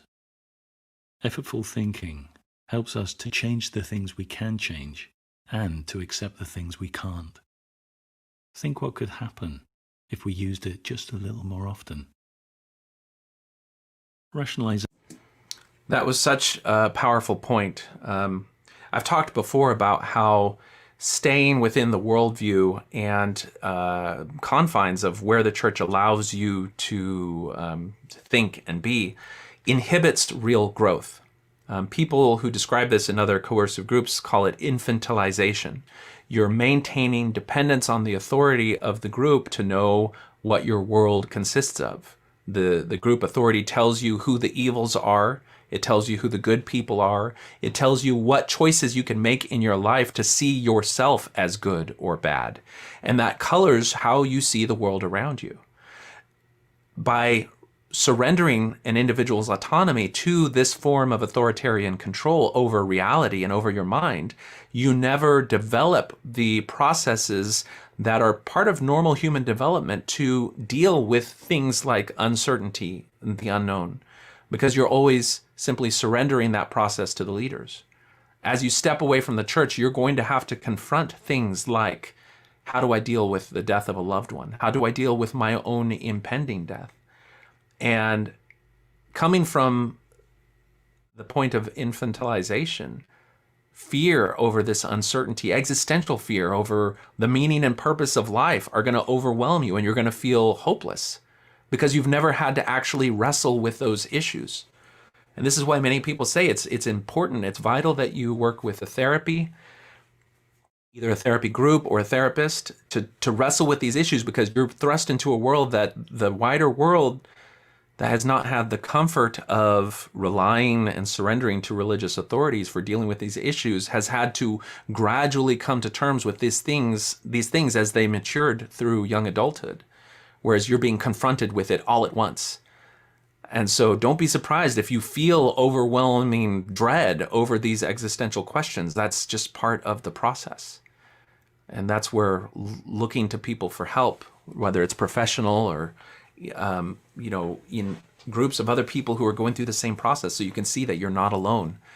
And so you can interact with other people who've gone on the same journey and see that it's not hopeless, that there are ways to construct meaning in your life that are just as vital and just as significant and just as powerful. And because they are not subordinate to a religious paradigm and authority that would then confine you, they are more vital, and they allow you to see yourself as having more potential. All right, so let's keep going. Rationalizations might have the feel of rational processing, but their single-minded focus is justification, not investigation. Some emotional blackmailers are amenable to rational reflection. Others, in the grip of powerful rationalizations, might be beyond reasonable reach. Every attempt to restore clarity just gets clouded over. It's important not to get sidetracked into endless, unproductive exchanges. Thankfully, it only takes one rational party to end emotional blackmail. That is a very important part. You're going to be confronted with apologists like Fair Mormon, with other people who are in the cloud of rationalizations that they've, coded their own life in as a way to avoid dealing with these conflicting things that point to the problems of the church and its implications for people's lives. They're going to continue to press on you, And you don't have to have permission from them to draw your own boundaries. And a big part of that process of growth that therapists can help you with, that other interacting with other people who've gone through this process before can help you with, is learning the power of drawing those boundaries, of separating yourself from those hurtful conversations that are one-sided. Because, he mentioned that there are some people who will push back on you who are themselves open to conversation. So you're going to encounter people who will make it a two-sided conversation where they'll present you with a justification or an idea, and you'll be able to present your own perspective on it that may contradict it and why it contradicts it, and they'll listen to you. And they may see that you have just as much standing, if not more so, for your perspective than they do as their own. And so they will see you as human. But you'll also encounter people who make it a very one-way conversation. They'll tell you the justification, the rationalization, and you may try to share your own perspective, but they will dismiss it out of hand. They won't take it seriously, or they'll put it in a category that demonizes it just as it demonizes you. And you don't have to put up with it. I mean, you can feel comfortable in knowing that you're a good and rational person who's willing to engage in these difficult conversations with people who are willing to make that engagement be a two-way street which respects your autonomy and your identity, your rational conscious mind. And you don't have to engage in conversation with people who are not yet at the point to see you as fully human. That doesn't mean that you cut these people out of your lives and you never engage with them. It may mean that you simply draw a boundary around the topic of the church, and you continue to have a full life with engagement in them about the latest episode of Star Wars, about how their kids are doing, about how great it would be if you could go on that trip, or any other aspect. You just draw a boundary around this issue of the church because it's no longer a two-way street in that point. Even those of us that have stepped away from the church, we still have a strong foothold and in our lives are enmeshed with people who are still in that church. We've got to find a way to continue to get along and to interact with and to grow with people in our lives who remain in that paradigm without us always feeling like an existential threat to them or them always feeling like a source of hurt and harm to us. And it's really by taking control of this aspect of our lives, drawing firm boundaries, but still trying to find a way to come together that we can do it. And understanding sometimes those boundaries are not respected and people will continue to push up against them. And so you may have to draw boundaries that have a much wider buffer zone, whether that's only visiting with less frequency or only allowing conversation to get so far. Anyway, all right, so this is a call-in show, so I will go ahead and open the phone lines. A little bit longer episode today, but I hope you will have found it useful. Let's see if you would like to join the conversation. You can call at 210-422-2222. Hopefully I have the hardware set up for the right way. Let's see some of the comments here. All right.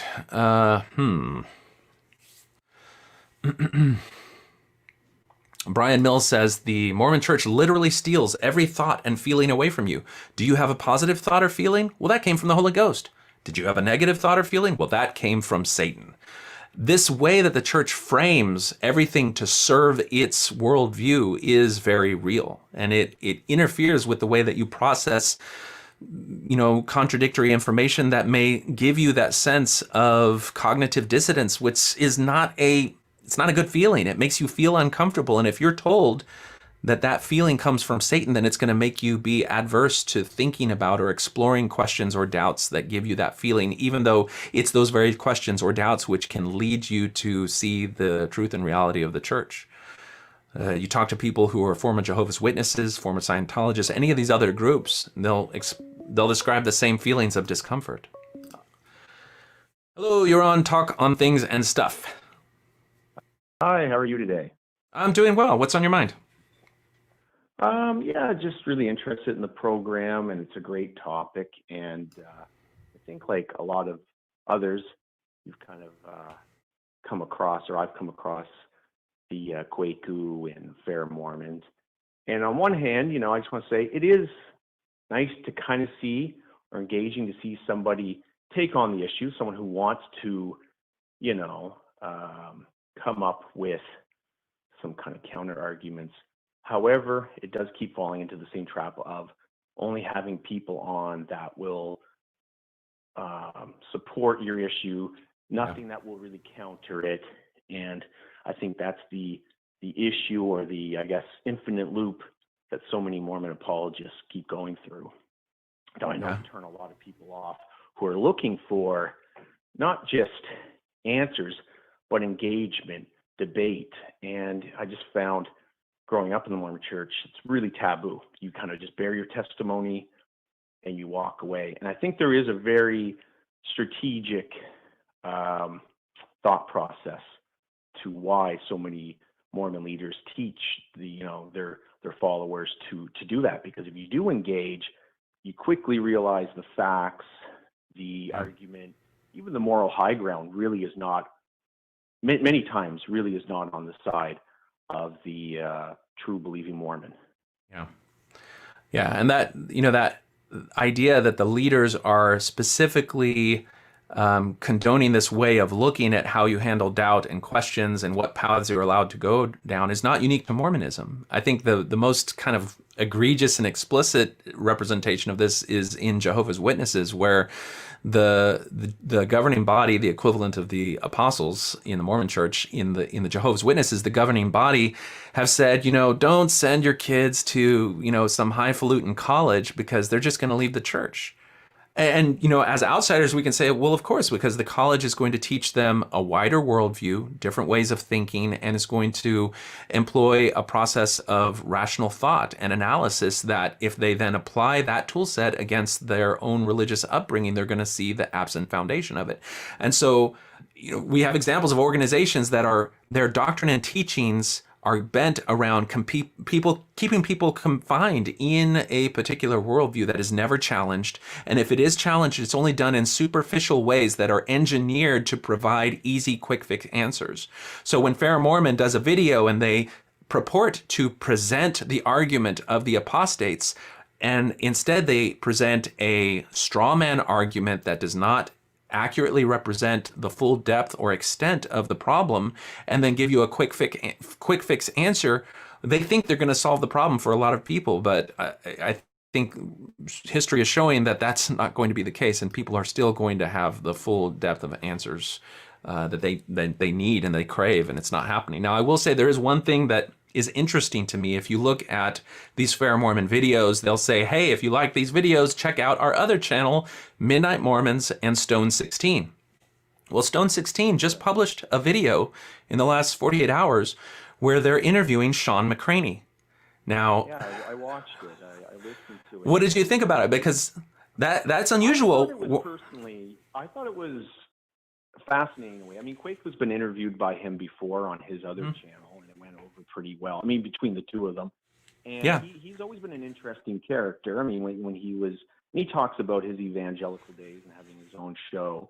And, it's interesting to see this sort of, the one thing I picked up on it was this sort of, you see it a lot now among a lot of Mormons and evangelicals even, this idea that, hey, we may have opposing doctrine, but we can find common ground, especially against those atheists, and we can kind of, we're not saying, we're not saying we're universalists, but we are saying that, hey, we have common ground, we can work things out, and how about it? And it's kind of funny because I was a missionary and a Mormon for 30 years.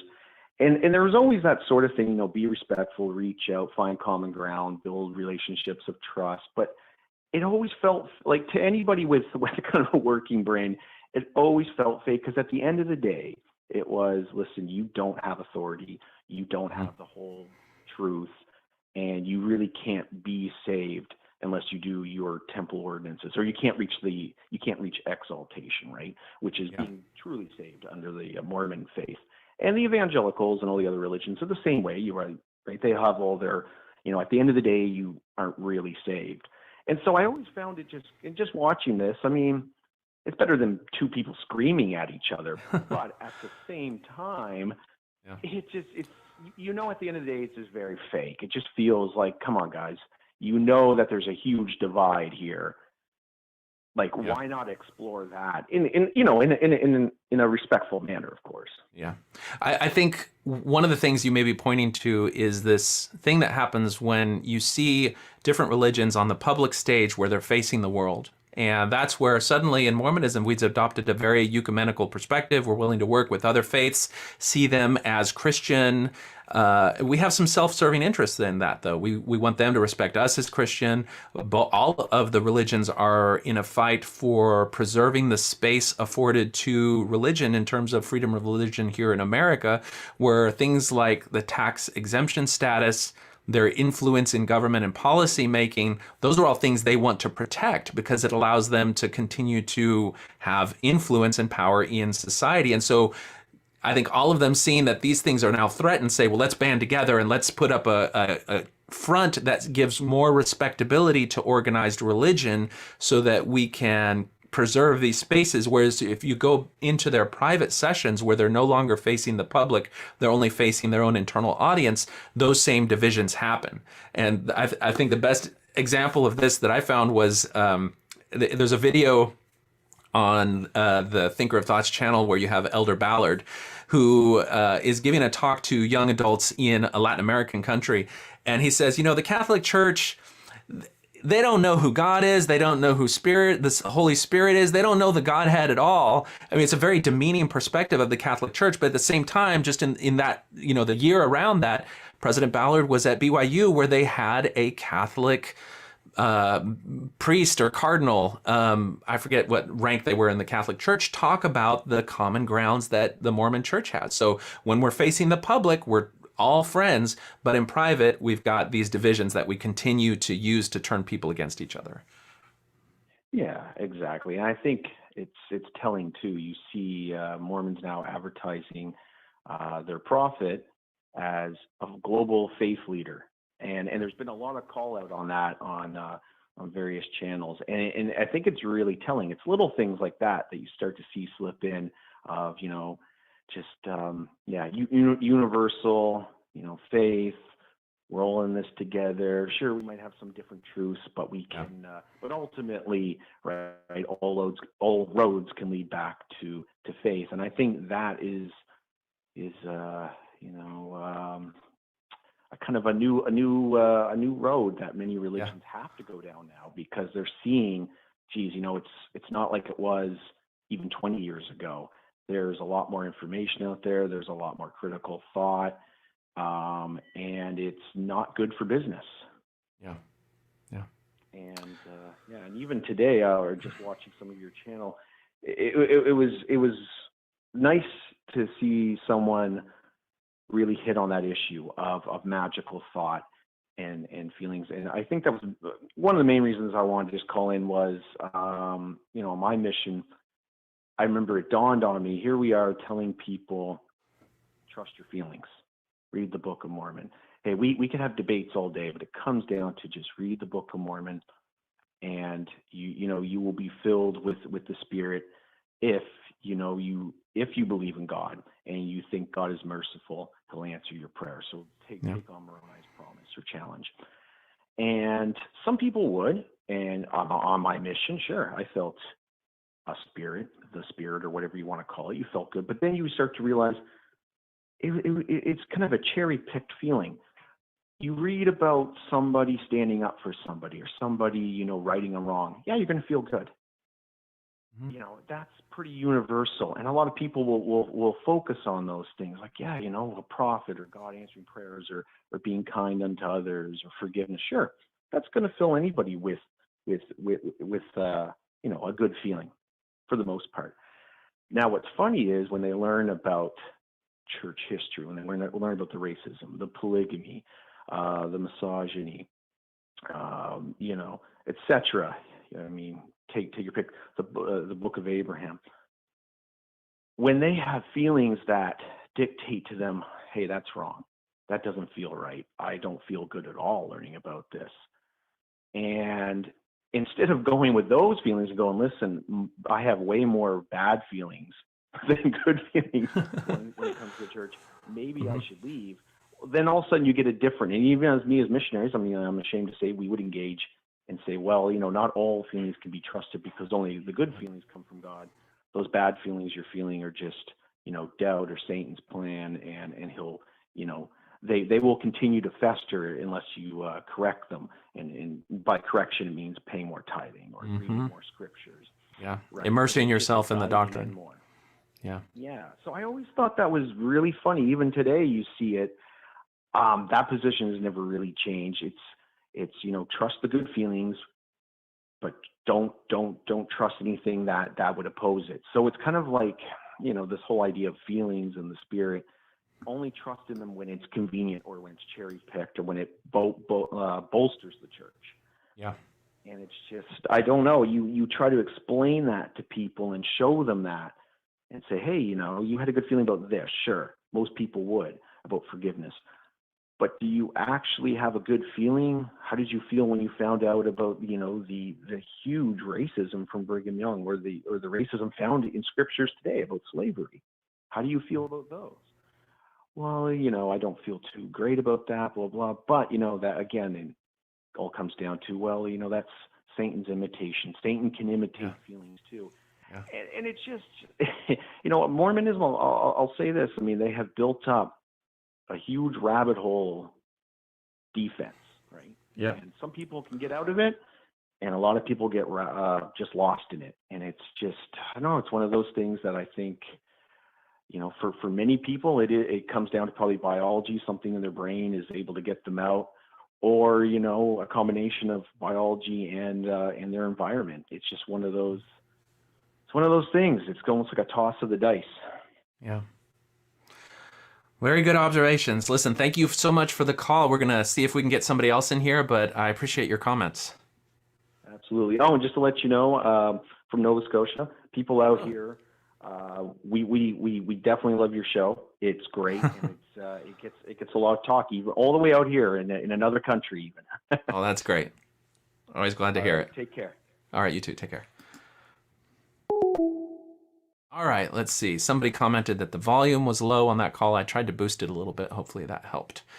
Okay, so let's see here. There was one comment that I thought was an important one to consider, which was, how does emotional blackmail compare to gaslighting?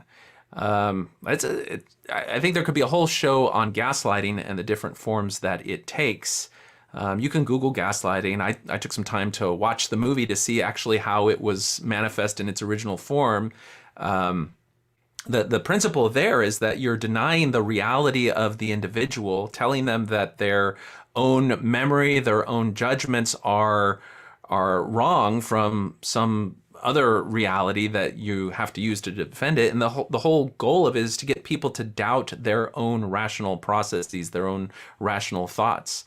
It's some people call it crazy making, and it can be both explicit, where you tell them that their accurate memory was wrong, or it can be subtle, where somebody may say, well, you made me feel this way, and the body language and the vocal intonations that you used were meant to feel that way, but because the words you said were not meant to feel that, couldn't be interpreted that way without all the body language, then you fall back to that position and say, well, I didn't mean to insult you. I didn't say anything insulting, even though your body language did mean to convey that. So that, there's different ways that gaslighting can take place. I think that's a different thing from this idea of emotional blackmail, where you're specifically using somebody's own tendency to compassion and empathy and trying to tell them, rather than look out for your own well-being, you need to restrict and confine yourself because you may disrupt the well-being of some other person or some other group. It could be a specific person, or it could just be people in general. John DeLynn needs to just shut up and go away because he's causing families to break apart. That's a type of emotional blackmail, where you're using somebody else's well-being to the exclusion of the target's well-being, to get them to confine their activities or confine their existence. So to me, that's kind of the difference. I think it would be useful in the future for us to do an episode where we just kind of start at the movie and look at the different ways that gaslighting is used in the movie. It's actually really brilliant, and they use different types of gaslighting, and then explore just how it manifests in the religious paradigm, because there's a lot to really learn about that, and hopefully tighten the language up, because people toss out gaslighting for almost everything nowadays, and there's specific instances where it applies and other instances where it doesn't. Okay, if you'd like to join the conversation, you can call 210-422-2222. Let's see if there are any other comments to respond to. Tony really summarized the point here. This really puts into words and conveys what I've been feeling about my own faith crisis. Basically, I've been told by family and friends that the feelings of another are more important than my own. And remember, when you're raised in a religion where you're told that selflessness and sacrifice are godly characteristics, then you're going to be predisposed to continue to suppress your own well-being, your own feelings and your thoughts, and instead look out for those of other people. It's a trap. You know, you should feel justified and dignified and as a good person looking out for your own well-being, because it is not good and right for other people to prioritize their own well-being at the expense of yours. That's the only way that you can escape abusive environments, is to hold to that principle that it's okay for you to look out for your own well-being. And it can be a hard thing to break away from. Hello, you're on Talk on Things and Stuff. Hi, Jonathan. I'm calling from Canada, and Oh, hey. I really enjoy your show. And this particular episode really helped me a lot. How so? Well, I'm going through this struggle. I'm 50 and have left the church, and I have parents that are in their late 70s and early 80s. And it's a challenge to try to have a relationship with them without feeling very guilty about my very different views. And you have to sit back and realize that they're not going to change, but it also means that my feelings aren't really invalid either, and that I'm allowed to feel okay about leaving the church, and that my decision for well-being is not something that I'm trying to inflict upon them. I'm not trying to blow apart their universe and their beliefs, and that my seeking happiness is should be allowed. And I found this episode really helpful, because it's a very emotional thing when you're trying to deal with family members and always feel like the bad guy because your opinions are different. Yeah. And the fact that the church kind of programs members to feel themselves impinged upon when a loved one has different feelings, it's kind of like the church interferes with the dynamic that should normally be healthy and respectful between family members. You know, family members should be free to choose their own paths in life and not be made to feel like bad people or like they're destroying something for doing so. I've come to the realization that that the church is a barricade between a real relationship with my parents. They don't want to know the real me. They only want to view me through the lens that they're comfortable in, and that's in the church. And who I am as a real person, there's just a wall there. They don't want to know. And I mean, we've had our discussions about church history and about the things in the church and doctrine that I just don't feel good about and can't be part of. And that's not even part of our relationship anymore. We've gotten past those discussions. But there's a real sadness that I have knowing that my parents don't know who I am. And they really don't want to know who I am, because with the Mormon Church as their ultimate source of everything, it's dangerous to know me. They have to keep the blinders on.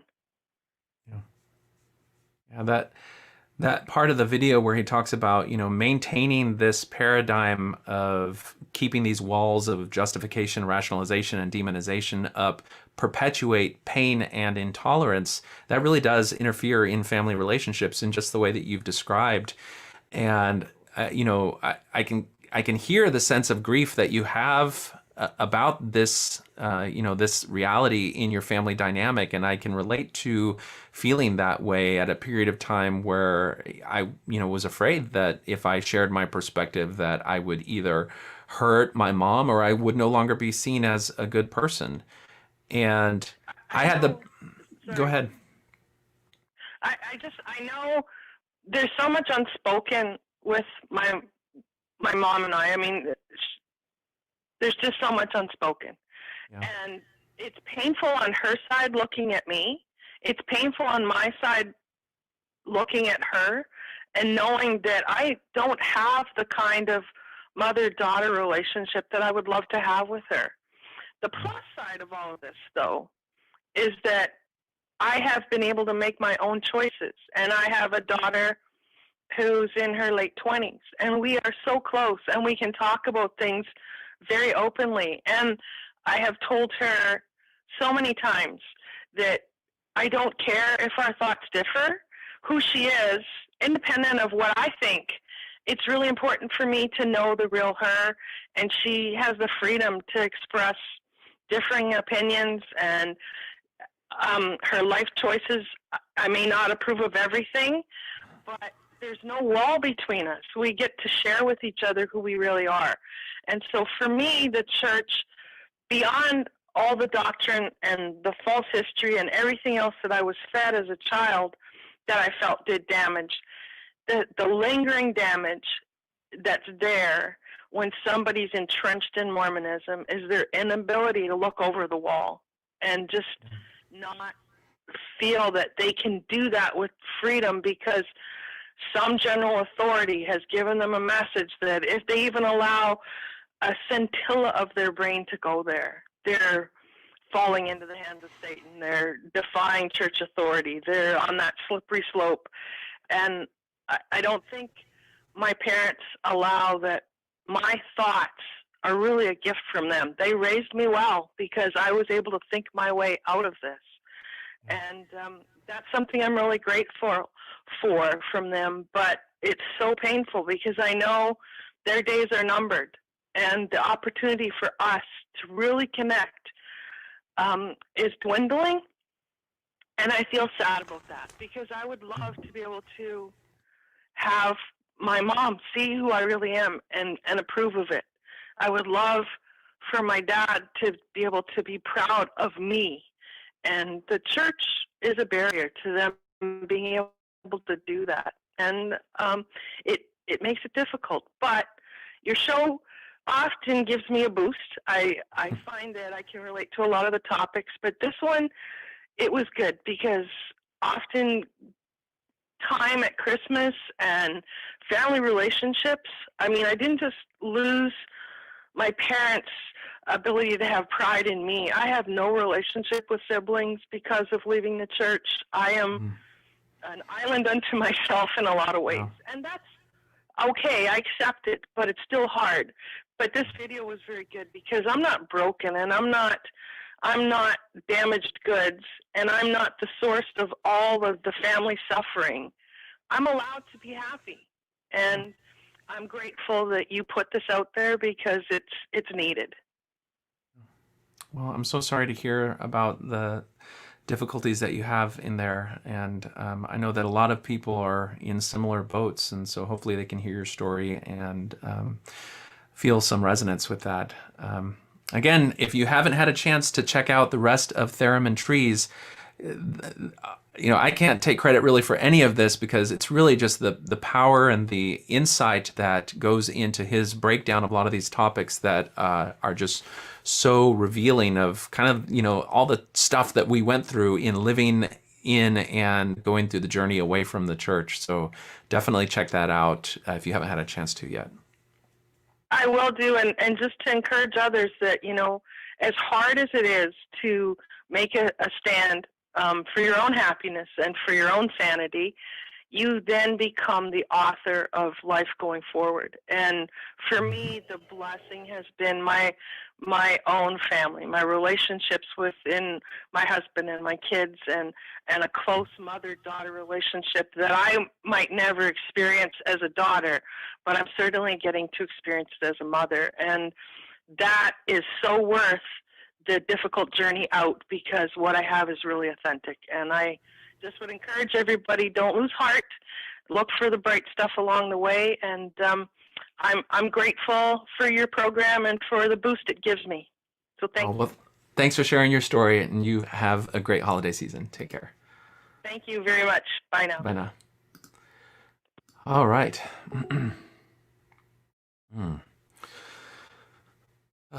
Okay, so if you would like to join the conversation, the number is 210-422-2222. Let's see if any other comments are ones that are good to respond to.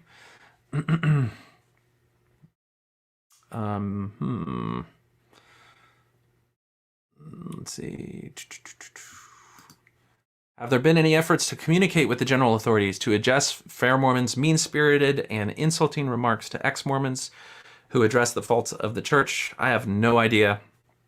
I don't know. You got to say that there has to be some line where if Fair Mormon crossed it, the church would say, hold on. But to some extent, the general authorities have the comfort of plausible deniability on anything that Fair Mormon does, because they can say, well, the Fair Mormon doesn't represent the views of the general authorities or of the church. So anything that goes beyond the pale, they can distance themselves from. Fair Mormon has padded themselves with a little bit of plausible deniability, and that they commissioned these videos to be made. They themselves did not make it themselves, although surprisingly, they did own up to them to some extent in the statement that they released, but it would be very easy for them to disavow themselves. They also run the risk of people who push the boundaries, like Kwaku, as he's done with hosting parties under his Young Dumb company that is a party promotional company. They may push the boundaries too much at some point in the future that then reflects poorly on the relationship between Kwaku and his organization and Fair Mormon. And that may cause them to part ways in the future. But that's just one of the risks that go along with engaging in social media in this interconnected way that we have to get used to right now. I think it's very easy to see the spirit that's conveyed in these videos and to see these people as bad. Somebody before mentioned that Heart of the Matter did a full interview with Kwaku. And I would recommend you go watch it. I watched it and I found Kwaku to be a really delightful, fun, engaging guy. A lot of what he does is a performance. He's a comedian, and a lot of his personas are performance. But behind all of that is a really interesting story. And if you watch that, you get a perspective of him as a human that I think is worth keeping in mind. All right. Hello, you are on Talk on Things and Stuff. Hi, Jonathan. Can you hear me? I can. This is Steve. I'm a Facebook friends with you. Hey, Steve. Hey, I missed a lot of your podcast today, but I heard enough of it. I have, I guess I have a thought about when you have to deal with people like this, and, you know, sometimes they're in your family, and you have to deal with the fact that you've got your own intellectual limitations. We all do. Yeah. And the only thing I've been able to figure out to communicate with other people is just to try as hard as I can to cultivate intellectual humility. And these guys in these videos they don't show one iota of that.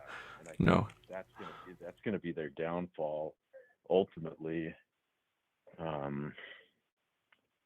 I mean, I think if you listen to John DeLynn and people like that, there's some humility there. There's some effort to reach out and to admit that you don't have all the answers. And that's all I wanted to share. I don't think there's an iota of that in those videos, and that's going to work against them eventually. Yeah, I mean, even just from a what is known as street epistemology perspective, or how to engage in these difficult conversations, there's a book by two guys, Peter Bagazian and James Lindsay called How to Have Impossible Conversations. And it describes pitfalls that you can fall into when you're trying to engage somebody in a dialogue in pursuit of the truth of some issue. And that thing that you talk about in terms of intellectual humility or epistemological humility is a key component of that.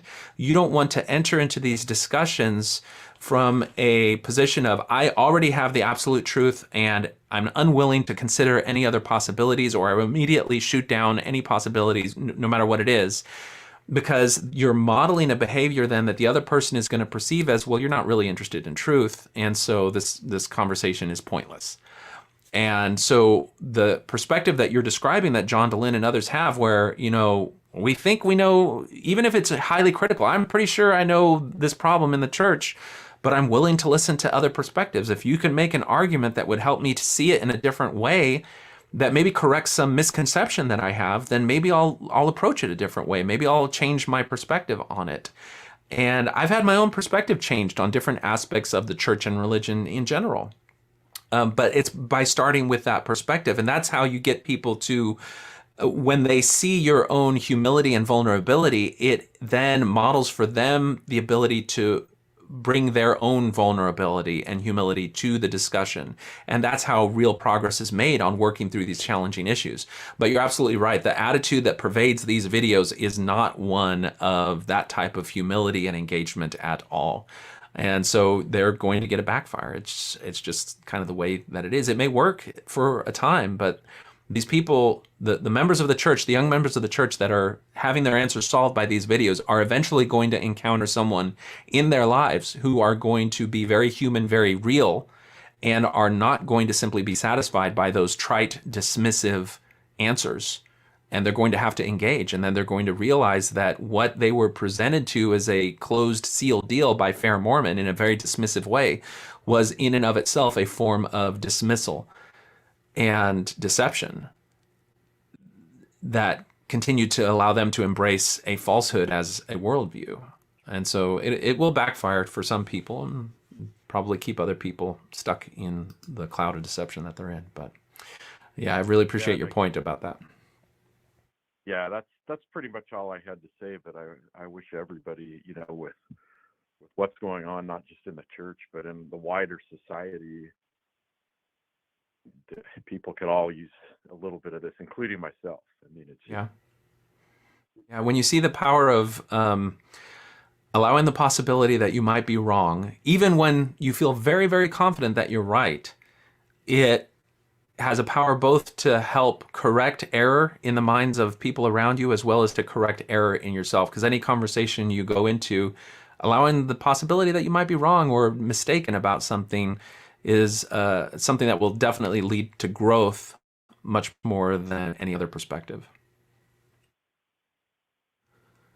Yeah. Thank you so much for your call. Yeah. All right. Well, take care, and we'll see you online. Bye now. Okay. Let's see here. They don't want to know me. I could say the same about my spouse right now. I hoped she would help me navigate my faith crisis, but the only acceptable outcome is me staying active in the church. This is a heartbreaking reality that a lot of people going through these faith journeys really have. And I think that's why a lot of people who, when they encounter people at the start of the faith journey, say, do what you can to see if you can get your spouse to go through the same journey with you at the same time. Because if you're both being faced with questions and looking for answers and having honest conversations that don't feel threatening to each other, because neither of you are in a position yet where the church has taught you to be threatened by each other, then you're going to be more willing to come to justifications or come to see answers rather than justifications. But if you're already at that point where the church has demonized you in the mind of your spouse, it's so difficult. Hello, welcome to Talk on Things and Stuff. What's on your mind? How you doing? My name is my real name is Joe, but I'm still a member of the LDS, so I can't really give out my real name like that. That's all right, no worries. What's going on, Joe? I'm currently a member, and I'm having a faith struggle because I'm starting to find out the history of the church, and I have brought it up to one person, and they kind of start to rationalize polygamy and having sex with 14-year-olds. Yeah. And I'm in a struggle right now, and I feel that eventually it's going to lead to excommunication for me. And I've come under attack, by the way, privately by certain people. I grew up Catholic. Yeah. And and I joined the church about 3 years ago. And and I didn't know, because when you meet a missionary, they sound Christian, they sound Protestant. I grew, my family is Catholic or Protestant, and and so when I joined the church, I joined under the auspices this is a Christian church. But when then, later on, as I read the theology in Joseph Smith and the dark secrets of the church, I finally figured that this may not be a real Christian church. Yeah. It was just, it's hard. And I brought it up to attention of someone within the church. And I've come under immense attack. And, I listened to your podcast, and it's helped me out getting a grip on my emotions. Because, I have 4 cousins who are Protestant, who are pastors. They have their own congregation. And, when I got baptized to the LDS, they kind of disowned me. Yeah. They don't invite me to Thanksgiving dinners. They don't invite me to Christmas, Christmas gatherings. I've become like this outcast. And then, I put a lot of emotions into the Mormon church. And now finding out about Joseph Smith and his relationship with 14-year-old girls, and he's forcing a 16-year-old girl to marry him based on a false vision. Yeah. And I read her testimony. I read her diary. It's out on the internet for anyone to read it. And now it's kind of, what did I do? My reputation, that's gone. I can never get that back. And it's watching you and listening to you to kind of help me. I think. Yeah, you find yourself in a really difficult position that is, unfortunately, not entirely uncommon. There are a lot of people who, because leaving the faith tradition of your family to join the Mormon church, can be met with kind of a double-edged aspect of your family kind of feeling rejected by you, and so also rejecting you at the same time that you're getting love bombed by the Mormons, and they're just showing you an outpouring of love that makes you feel so accepted. And then that almost adds to the betrayal when you start learning the true history of the church, and suddenly you feel like, well, you have no home anymore. I think our minds tend to do something called catastrophizing, where we imagine some bad outcome of something, and then we say, what's the worst possible thing that can happen? And we act and feel as though the worst possible outcome is what reality is. And I think particularly in your situation where you have people who have a long-standing family faith tradition who rejected you, or you feel rejected by them, if you were to go back and reconnect with them, give them a chance to share your journey with you, that you may be surprised at the amount of compassion and acceptance that they extend to you, that you're afraid that you have. And this idea that your reputation is ruined with them, it can certainly, depending on the nature of your departure from them as you join the church, it can be difficult. But those are the types of healings that you are going to need a support network, and it may be helpful for you to connect with other people who've been through similar journeys. If you go and look at, I did a debate with a young man on a Jehovah's Witness channel, and he was like yourself, a convert to the church, maybe even from Catholicism, I don't recall. And he was defending the church at that time. And we did this debate. It was a very cordial exchange, but he maintained his faith and belief in the church. A few years later, he posted a comment on that saying that it was really weird watching that debate now because he has since left the church. And like yourself, he would have only been a member just a couple of years and gone through that journey of belief, doubt, and then having to try to reconcile his life and pick up the pieces again. So it's a journey that can be done. And particularly if you're feeling that emotional weight right now, connecting with other people who can really relate to that, I think would be a very important thing. And you can probably reach out to some of the online communities like the Mormon Stories podcast community and try to look for people who could help you in that and find some support there. Yeah, I mean, thank you very much, but it's just, I feel like I'm, I feel like I'm dumb. Like, how did I fall for this? Like, You're not dumb. You're human. And the things that the church uses to entice people and make people feel belonging are good things. They appeal to your sense of compassion. They appeal to your desires to find purpose and meaning. And those are things that, as humans, we all have. It is a beautiful part of life, but it's also a vulnerable part of each of us. And it is something that, can lead each of us to be taken in by enticing forms of deception. Something that helped me understand the answer to that question of how could I have been taken into these things is really watching documentaries about different groups and seeing the types of people that get taken into them. And if you subscribe to Netflix or some of these other services, there are some excellent documentaries out there. I have a web page on the Thoughts on Things and Stuff website. It's one of the most recent, if not the most recent posts there, that is just a list of documentaries and where you can watch them of different religious groups that have taken people in. And the thing is, these groups they take in people who are attorneys, scientists, doctors. There's no amount of intelligence that will make you immune to being subject to a enticing and deceptive ideology that captures your worldview. And so it's easy to beat yourself up and feel like you're so stupid. How could you have fallen for it? But, in many cases, it's actually because of people's intelligence and their compassion and their desire to find meaning in the world, all very positive and good traits that make them vulnerable to these types of deceptions. Well, thank you. Like I said, it's just, it sounded so Christian at that time, and I grew up in a Christian background. I joined the Mormon Church, and then as you start reading about Joseph Smith, not just his polygamy, I was aware of his polygamy before I joined the church. Yeah. But it's the other stuff that happened, his visions, his fifth visions, and I don't know if they were the 16-year-old girl that he forced her to marry him. I read that. That could be my niece. Yeah. My niece is 16 years old, and what about somebody she was forced to marry someone she didn't want to be with? You could never see that person as a man of God.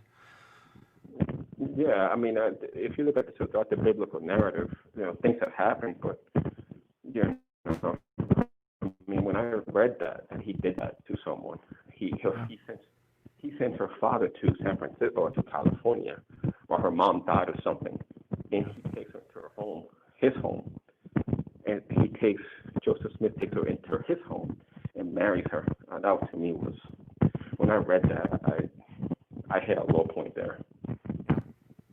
Yeah, particularly because you're given the idea that these prophets are men of God. They are spiritual paragons. And the Mormon scripture says that in the great councils in heaven, the great and noble spirits met together. And the idea in Mormonism is that the leaders of the church would have been among those great and noble spirits, the most principal of which would be figures like Moses and Joseph Smith. And so to see those people that you put on a pedestal, that you see as such spiritual giants, and see the dark corruption at the heart of them, it can feel like your entire worldview and your ability to trust is smashed. And it does cause you to be much more reserved in who you extend your trust to on spiritual matters in the future. And in many cases, I think that guarded perspective on who you surrender your spiritual life and identity to is very important to keep, even as you are able to reconnect with people in your former life, in your family members. You still have to be guarded in making sure that you don't continue to be exploited on spiritual and religious matters. But if you think about it, all the things that are causing you to have questions and to doubt and to feel this turmoil, they all reflect your own character, your own moral character. Because the fact that you're not willing to justify and excuse that type of abuse and imposition of an authority figure over a young woman speaks to your character of having empathy and compassion for the plight of a young woman and the moral nature of human relationships. And the fact that you feel betrayed and that you acknowledge the deception that has been employed speaks to your own high regard for the principles of honesty.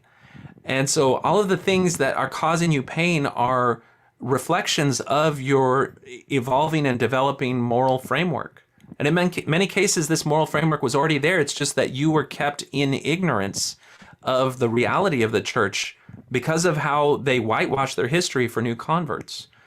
And so, Maya Angelou has this great stanza, which is, when I learned better, I did better. And all of us have had to go through that learning process.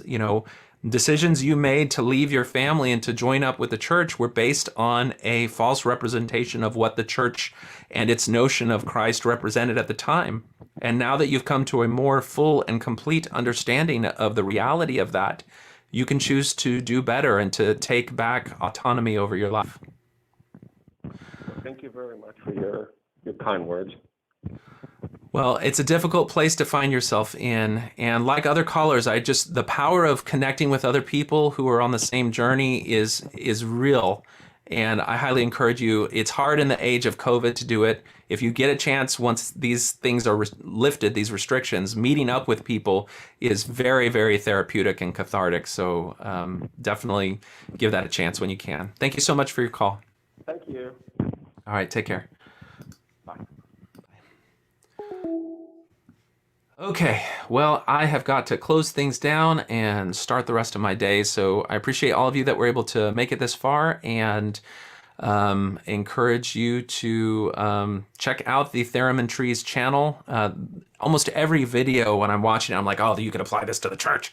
So we may take it some time to explore some of these other videos if they become relevant to current goings on in Mormonism, but don't wait for me. Check out the videos. They're very powerful, and they serve to help us understand and heal some of the psychological aspects of our journey in, through, and outside of the church. So until next time, this has been Talk on Things and Stuff, and we'll see you again.